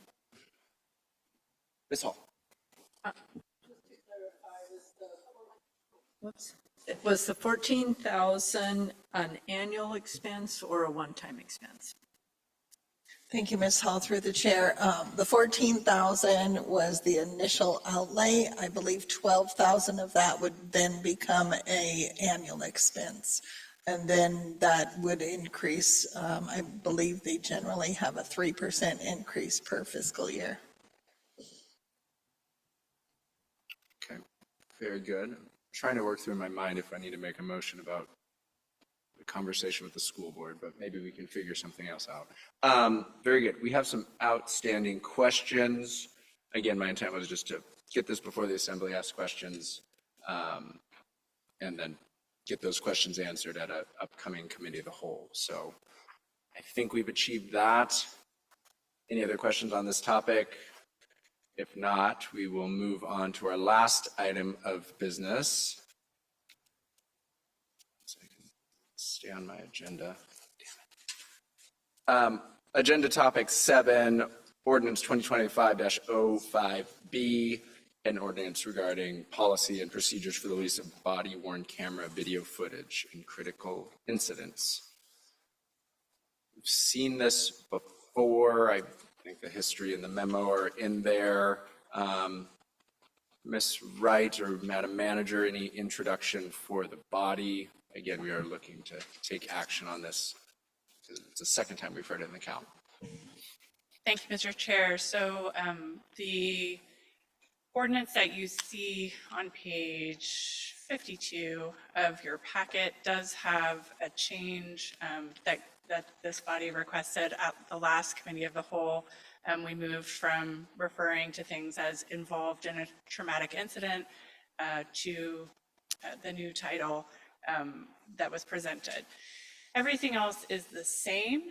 However, there are 2 staff recommendations based on the conversation with the state. I spoke with the chief and Deputy Manager Barr, and we have 2 recommendations to present to you tonight. The SRRC also made some recommendations, and I can speak to those. I know Ms. Atkinson was there. And then I'll remind you, I guess, to start, because Ms. Kemp was invited this evening. I don't think she was available. But in general, the state's position was they were looking for a total of anywhere from 45 to 60 days. That was their kind of acceptable time frame. I mean, as you remember, she wanted, they want more than that, right? They want until the investigation is over, but the range that their office is working through is 45 to 60 days. So if you would like, I can explain the two amendments that we're recommending. That sounds good. I guess, do people have general questions or need just broader questions on the ordinance and the proposed policy? Okay, we do not. So yes, maybe let's start with the first staff recommended amendment. Ms. Wright. So the first staff recommended amendment was, it's on the bottom of page 55. We had stated that footage would not be released if JPD was in receipt of a valid court order prohibiting release. The state indicated that there could be lots of reasons why something might be prohibited by law. And so that's a valid point. That's kind of assumed in most things, that we wouldn't do something if it's illegal. But our first recommendation is to make that very, very clear, that unless there's a court order, that we won't release if there's a court order or if there's some other prohibition by law. So I think this one is fairly non-controversial. It's what we would do anyway. The second one probably is a little bit more conversation, and I know the chief is here as well. So as we were going through, one of the things that and this is on page 57, one of the things that came up was, what do we do in instances where the safety of individuals involved, including officers, witnesses, bystanders, or confidential sources, or investigative techniques, does that need to be more than 10 days? Do we need the department to have a little bit more time to redact footage, blur footage? Are we placing is that too short for the department? I would note we did not change what's required of the state. There's nothing here changing theirs. That may come, other people may want to do an amendment for that, but this is only to give the chief and the manager's office time to deal with those specific instances. And we realized that we had kind of limited them there. So the recommendation was to delete that. There's still language that the expectation is 30 days release, but a delay, if they can't get redactions done, they would have longer to delay.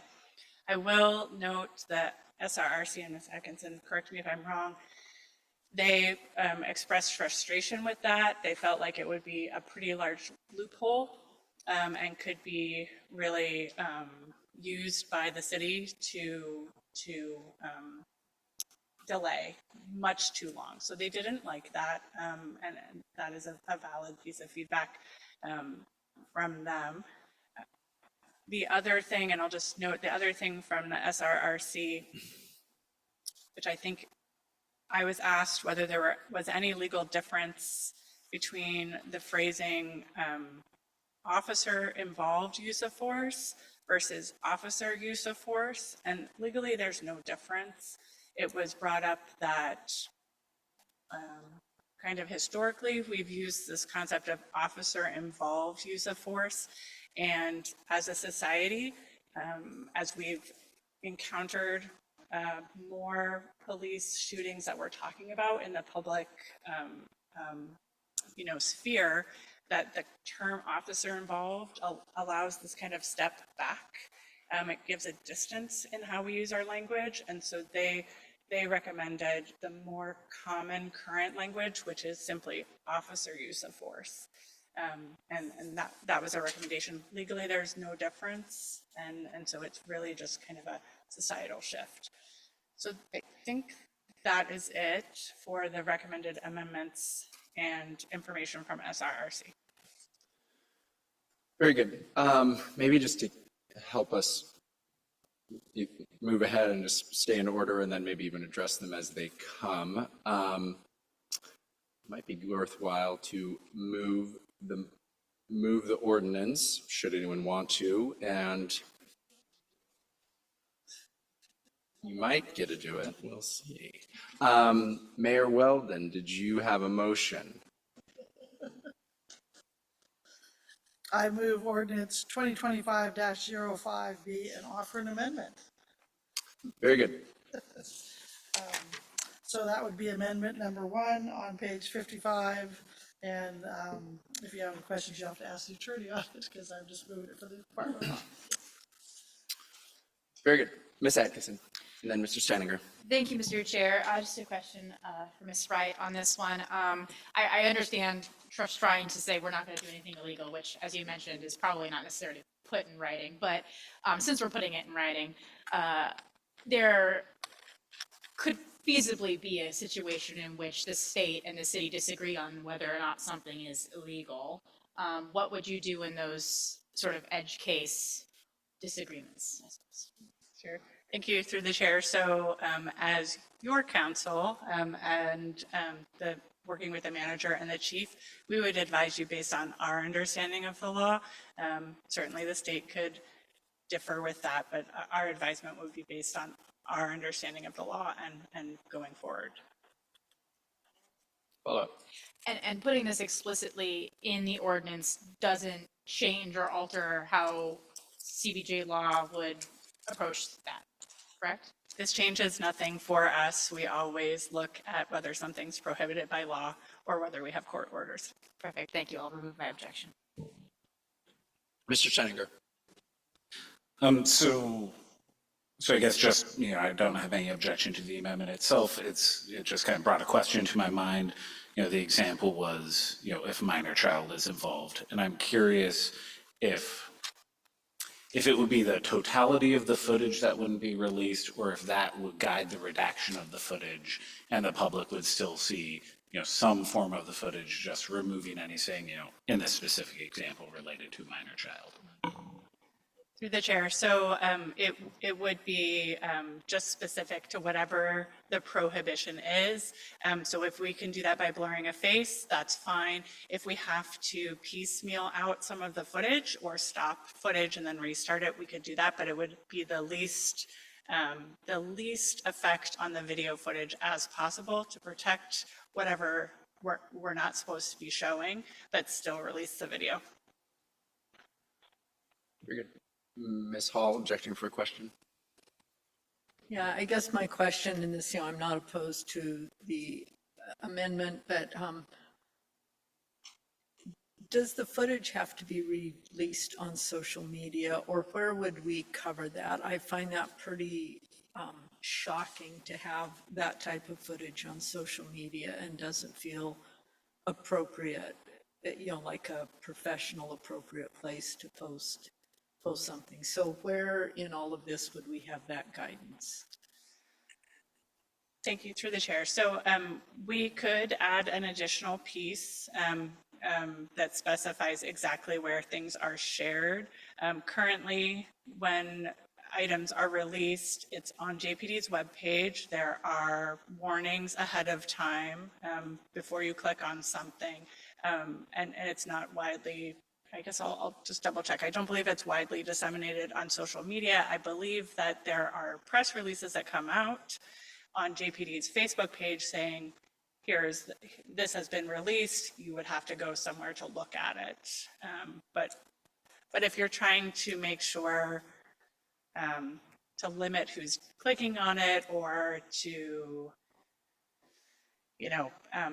protect in some way, I think the only thing that we have are disclaimers that images may be violent or may make you uncomfortable or may be very hard to see. That's the limit of what we have right now. Do you remove your objection? I do. Very good, thank you. Any other objections to Amendment 1? Madam Mayor. So that amendment passed. Oh, I thought you were objecting to it. Seeing no objection, that amendment is adopted. Sorry, I was too quick on my hand. Madam Mayor. Entertain another amendment. Very good. This would be amendment number 2. Again, going to the attorney if you have any questions. Ms. Atkinson. Thank you, Mr. Chair. This may be for the city attorney, it may be for Chief O's. Part of the concern that SRC had, and one that I share, is that the 10-day is struck, but that there is no specific time constraint here. So there could potentially be in perpetuity. So I have great trust in our city manager and our current police chief, but it's always good to plan this for the worst possible city manager and the worst possible chief of police. So is there a recommendation for a set timeline that the chief or you, Madam Attorney, would be comfortable with to put instead of leaving it open? I think I'm going to defer to the chief on that one.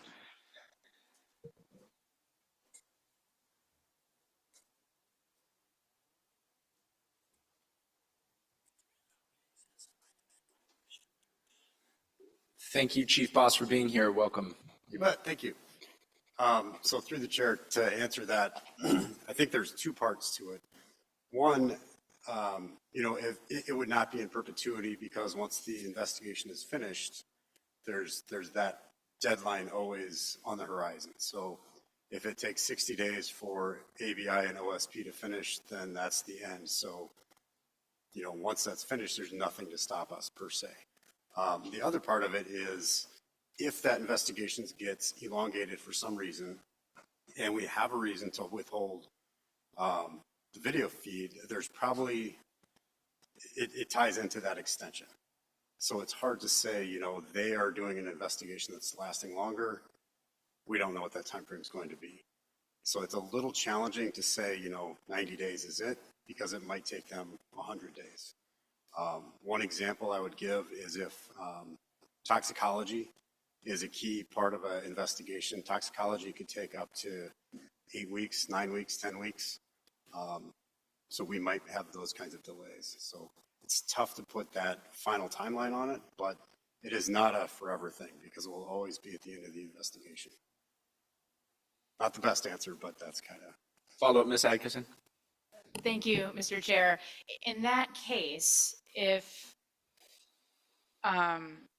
the concern is the state may say there's this, if a court order, we have to delay the release for this reason, or perhaps everyone agrees that it would be against the law, couldn't we then tie it to that court order or something like that instead of leaving it open? So, because as I read it currently, if the chief of police and city manager were to agree that there is a need to protect an individual or something, they can just delay it past what the state is allowed to delay. So I guess I'm a little confused on that. I think that's fair to be confused.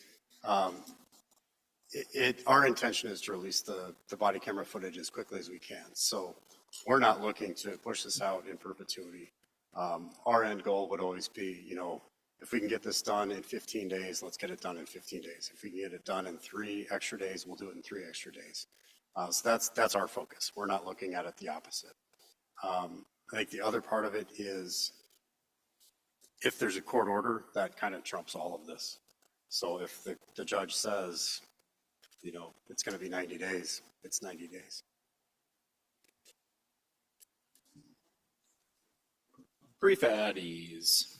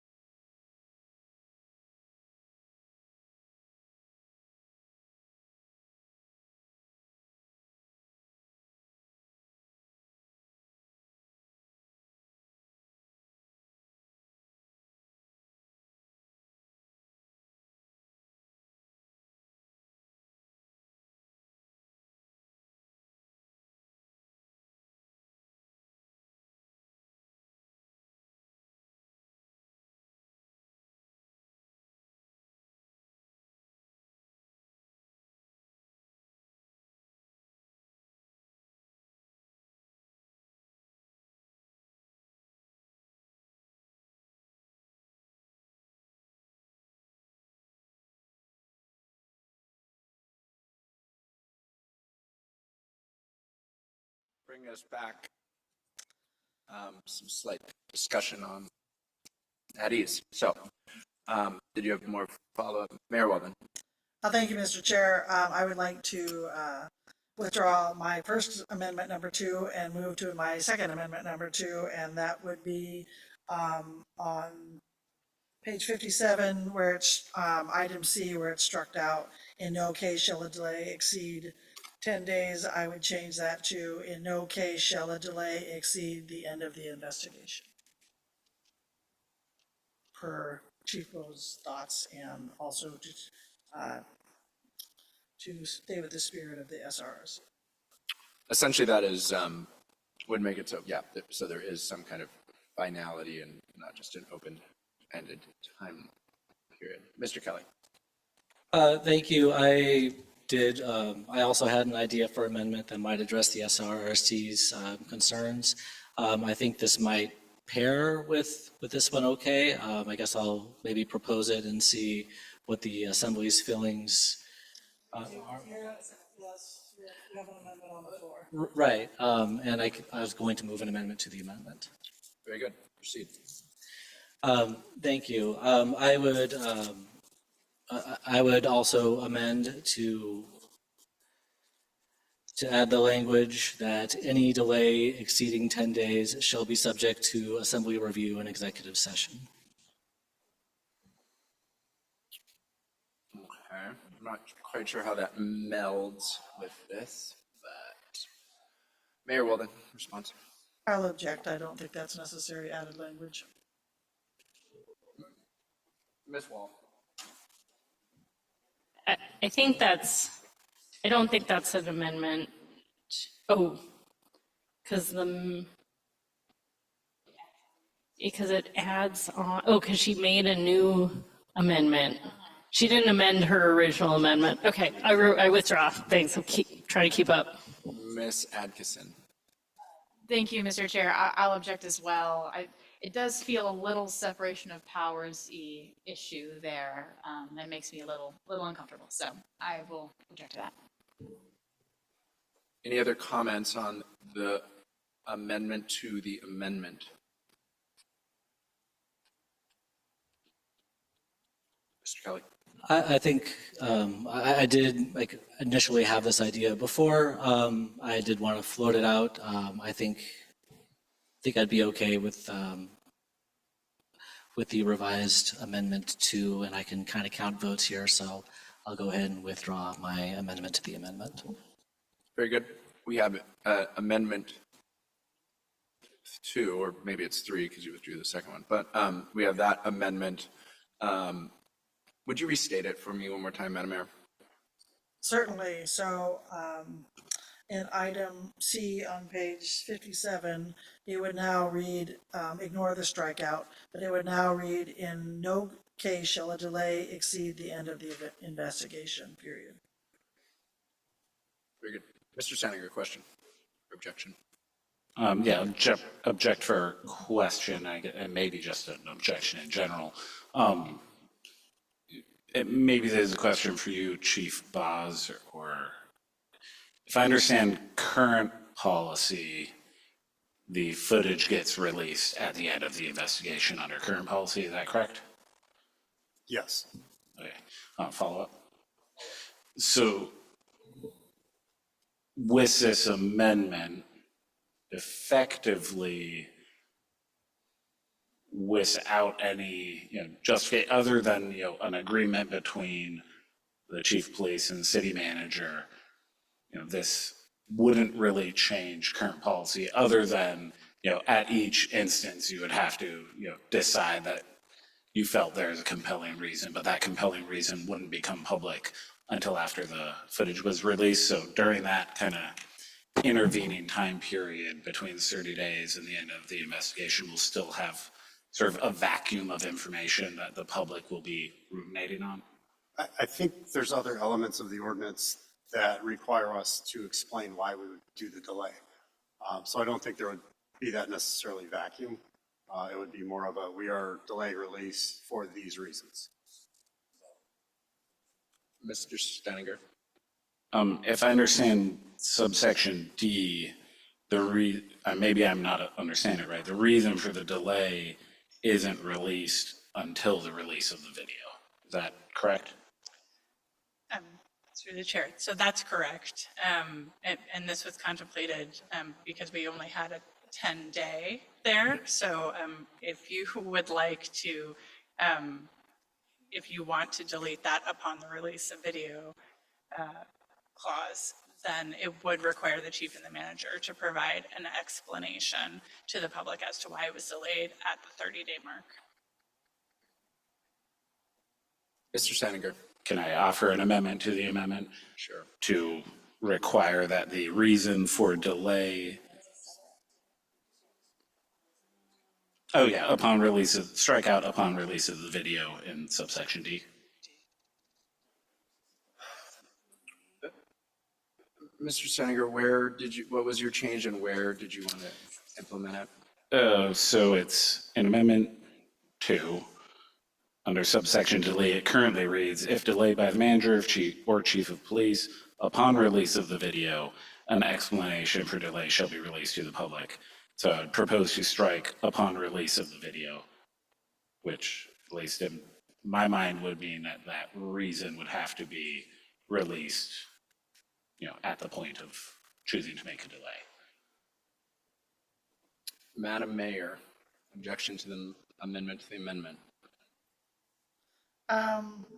I see where Mr. Steininger is coming from, and he's pointing out that my amendment may be a little bit vague, and it probably might perhaps allow a loophole, so I'm going to withdraw my amendment again and offer a different amendment, and hopefully that will, so I'll call this amendment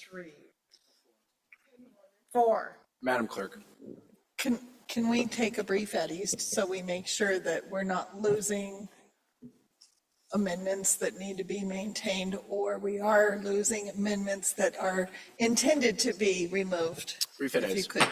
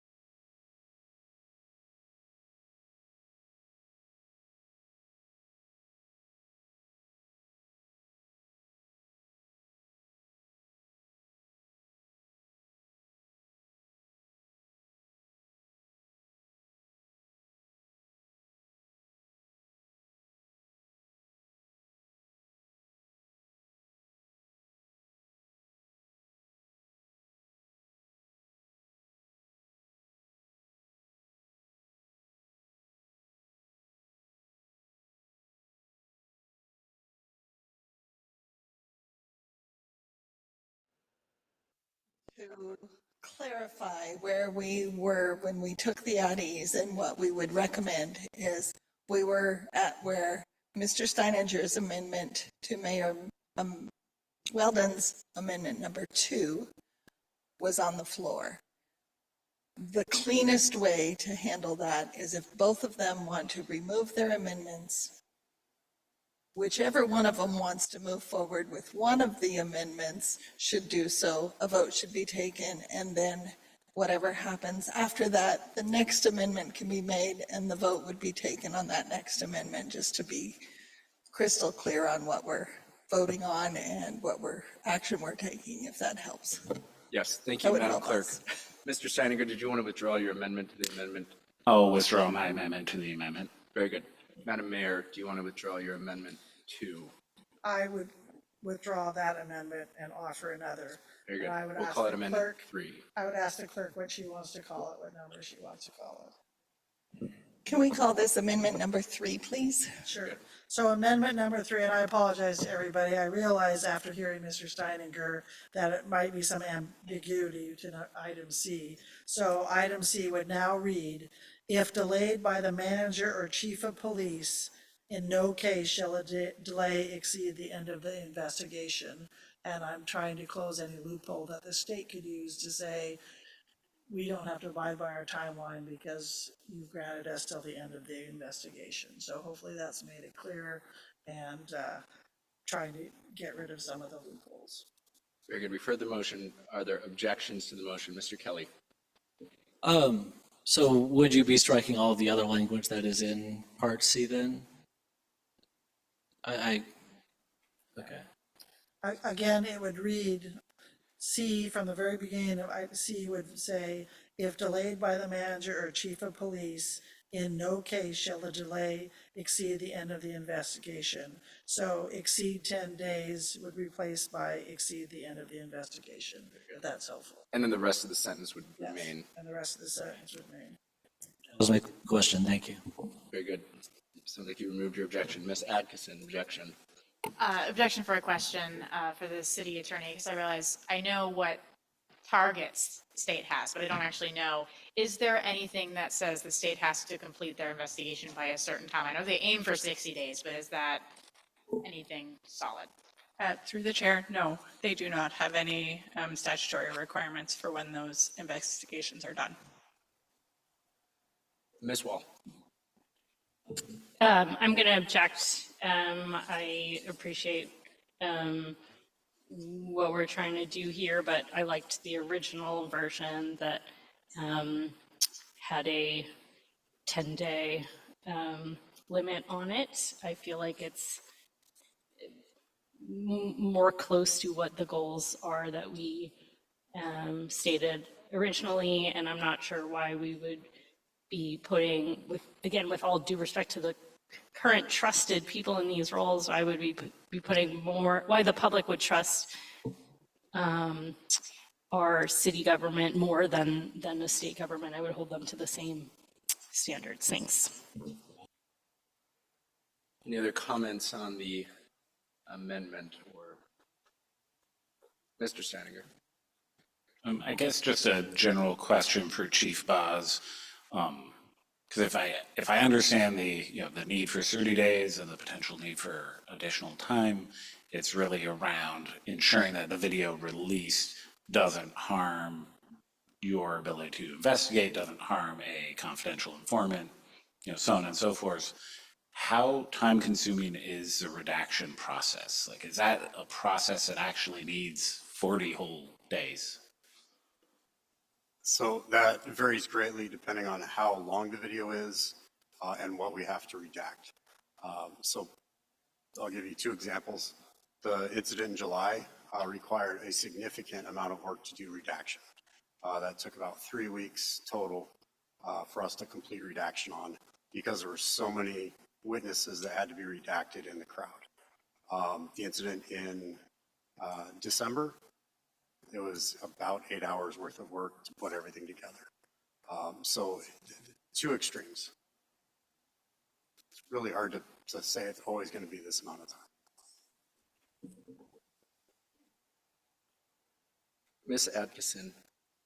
Thank you, Mr. Chair. Mr. Steininger's question brought to mind another one for the chief. I think the city attorney mentioned that you've worked in a state that had a much stricter timelines for release of footage. Were there, in that state, cases where the chief of police was able to delay like this, and did you ever have an issue where that strict timeline did endanger the safety of an officer, for instance? That's a very loaded political question. The short answer is I never had to delay release. We also were not allowed to redact, so we had to release the raw video, and that was that. So very different dynamic there. Very good. Mr. Kelly. Thank you. I think the answer to the question that an investigation theoretically, like there is no required end to when an investigation has to be, that makes me very hesitant. I think I was willing before to maybe entertain something along these lines because it has to deal with the safety of bystanders, witnesses, confidential sources. And I was willing to take a little bit of leeway if we would be able to provide some sort of check on this, but I'm not seeing a good check that is available to the assembly or to the people who care about this. So I will be objecting for that reason. I'll object for the purpose of a question. The mayor pointed out to me the second part of the subsection or paragraph or whatever, that the video imagery in question shall be released as soon as the reason for delay has been resolved. So I guess, may I ask you, the shall there compels the release of that information whenever the actual reason, which has to be given, is resolved. That's how I understand it. So That's correct. So, part of me is even wondering if we need the first part. Mr. Kelly. Thank you. And to kind of take line off of that question, is there ever any guarantee that something would be resolved? I'll strive for resolution, but I'll let someone go after that. I think an easy example would be redaction. So if it takes us, 35 days to complete redaction, once it's finished, it's resolved and we would release the video. We're discussing kind of the 1% to 2% of cases that might come up. We just don't know what those are going to be. But I think 97, 98% of the time, this will work flawlessly. Those other times, it might be a discussion with you again as an assembly saying, here's what we're up against. Give us guidance. Very good. We have a motion, Madam Mayor. So, and that's the purpose of the amendment is,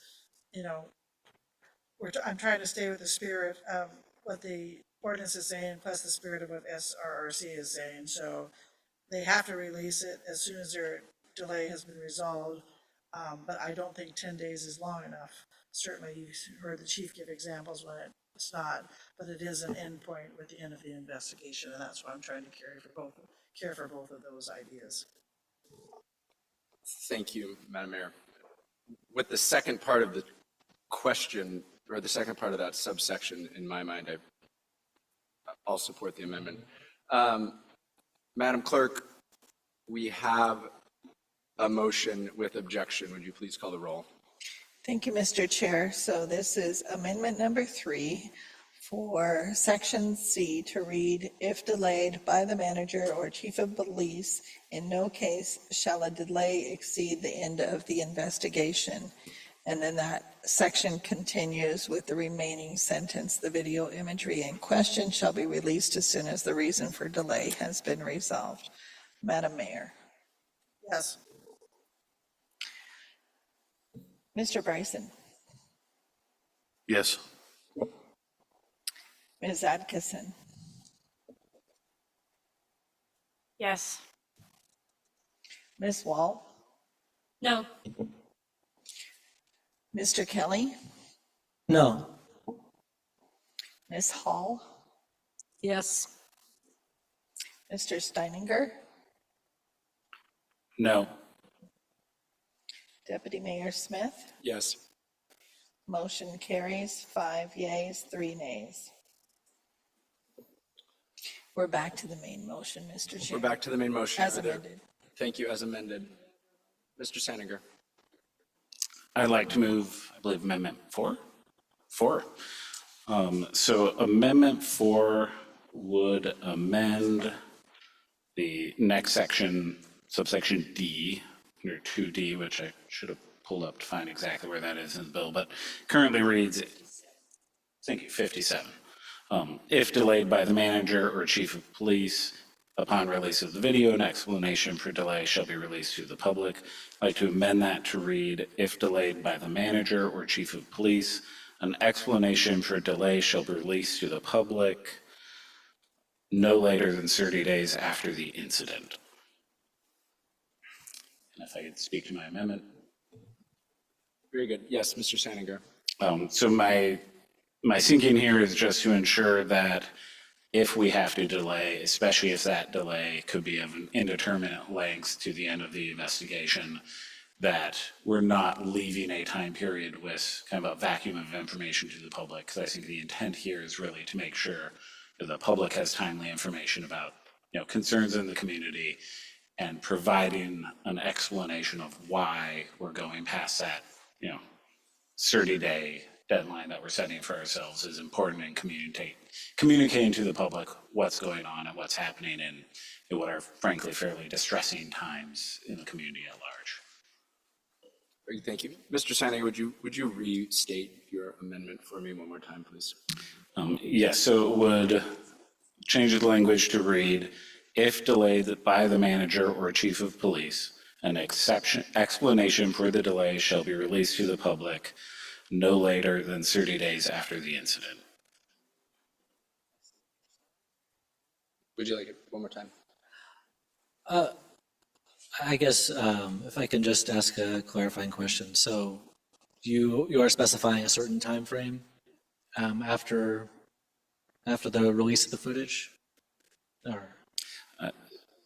So the idea is that, so under the current, under the ordinance, if there's an incident, 30 days after that incident, we'll release the footage. However, there's now the ability for the manager or chief of police to delay release. But this amendment would require that on that 30-day deadline, there be some communication from the city as to what's going on effectively, and in the form of an explanation of the delay. Thank you. I'll remove my objection.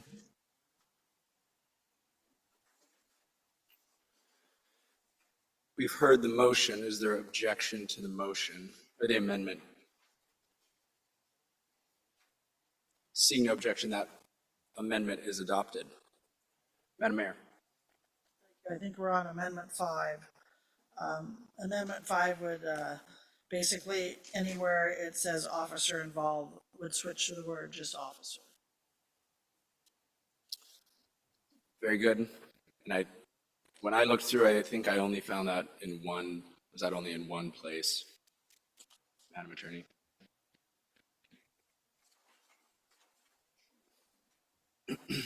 Oh, excuse me, there's two. Yeah. Page 2 of the ordinance, lines 5 and 7. Okay, very good. Any objections to the amendment? Seeing none, that amendment is adopted. Madam Mayor. Are we on 6, Madam Clerk? Amendment 6, which might not go down. We heard the prosecuting attorney, and I know people got excited about this, so I'm not going for the full window. I'm just asking for, on page 2, line 24, the prosecuting authority may request and write up to a 15-day delay. And then on the next page, under line 7, subsection I, only one 15-day may be requested. They asked for a little bit longer, but I am taking a shorter window. Very good.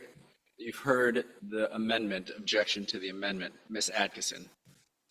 Thank you, Mr. Deputy Mayor. I appreciate the collaborative thought process that the mayor is engaging in. I do how do I say this without being too mean? I want to emphasize that the state prosecuting office is not representing Juneau, and that I found some of the things said by Ms. Kemp to be a little dubious. And so I do not believe an extension is necessary and that they have the ability to extend if there is a legitimate reason to do so through a court order or if there's a prohibition by law. And so I see, frankly, no reason to give them any other leeway. Thank you, Ms. Atkinson. Mr. Kelly. Thank you. I won't call into question the motives of our state prosecuting attorneys and state law. However, I think I feel in a much similar way that this responsibility belongs to the state, and that I believe it would be within their capacity to complete it within the time frame that we've provided, assuming that they were adequately staffed. And so I think that is not an issue that we should accommodate for them. That is an issue that they should take on themselves. And so I will also object, but I also do respect and appreciate the Madam Mayor's attempt. Thank you. Very good. We have an amendment and objection. Madam Clerk, would you please call the roll? Thank you, Mr. Chair. For amendment number 6 to change 10-day to 15-day on pages 2, line 24, and page 3, line 20. Mayor Weldon. Yes. Mr. Bryson. Yes. Ms. Atkinson. Madam Clerk, I apologize. You have the wrong line. Sorry to stop the vote. Oh, I'm sorry. Thank you. It would be. It was page 3, line 8. Or, yeah. Thank you for that correction. Page 3, line 7, 8, somewhere in the middle there. So Mayor Weldon, let's start the count again, if we might. Yes. Mr. Bryson? Ms. Atkinson? No. Ms. Wall? No. Mr. Kelly? No. Ms. Hall? Mr. Steininger? No. And Deputy Mayor Smith? Yes. Motion fails, 3 yeas, 5 nays.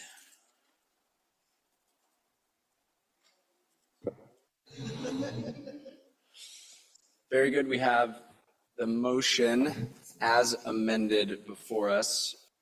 Is there any objection for any reason to the motion as amended? Seeing none, that motion is adopted.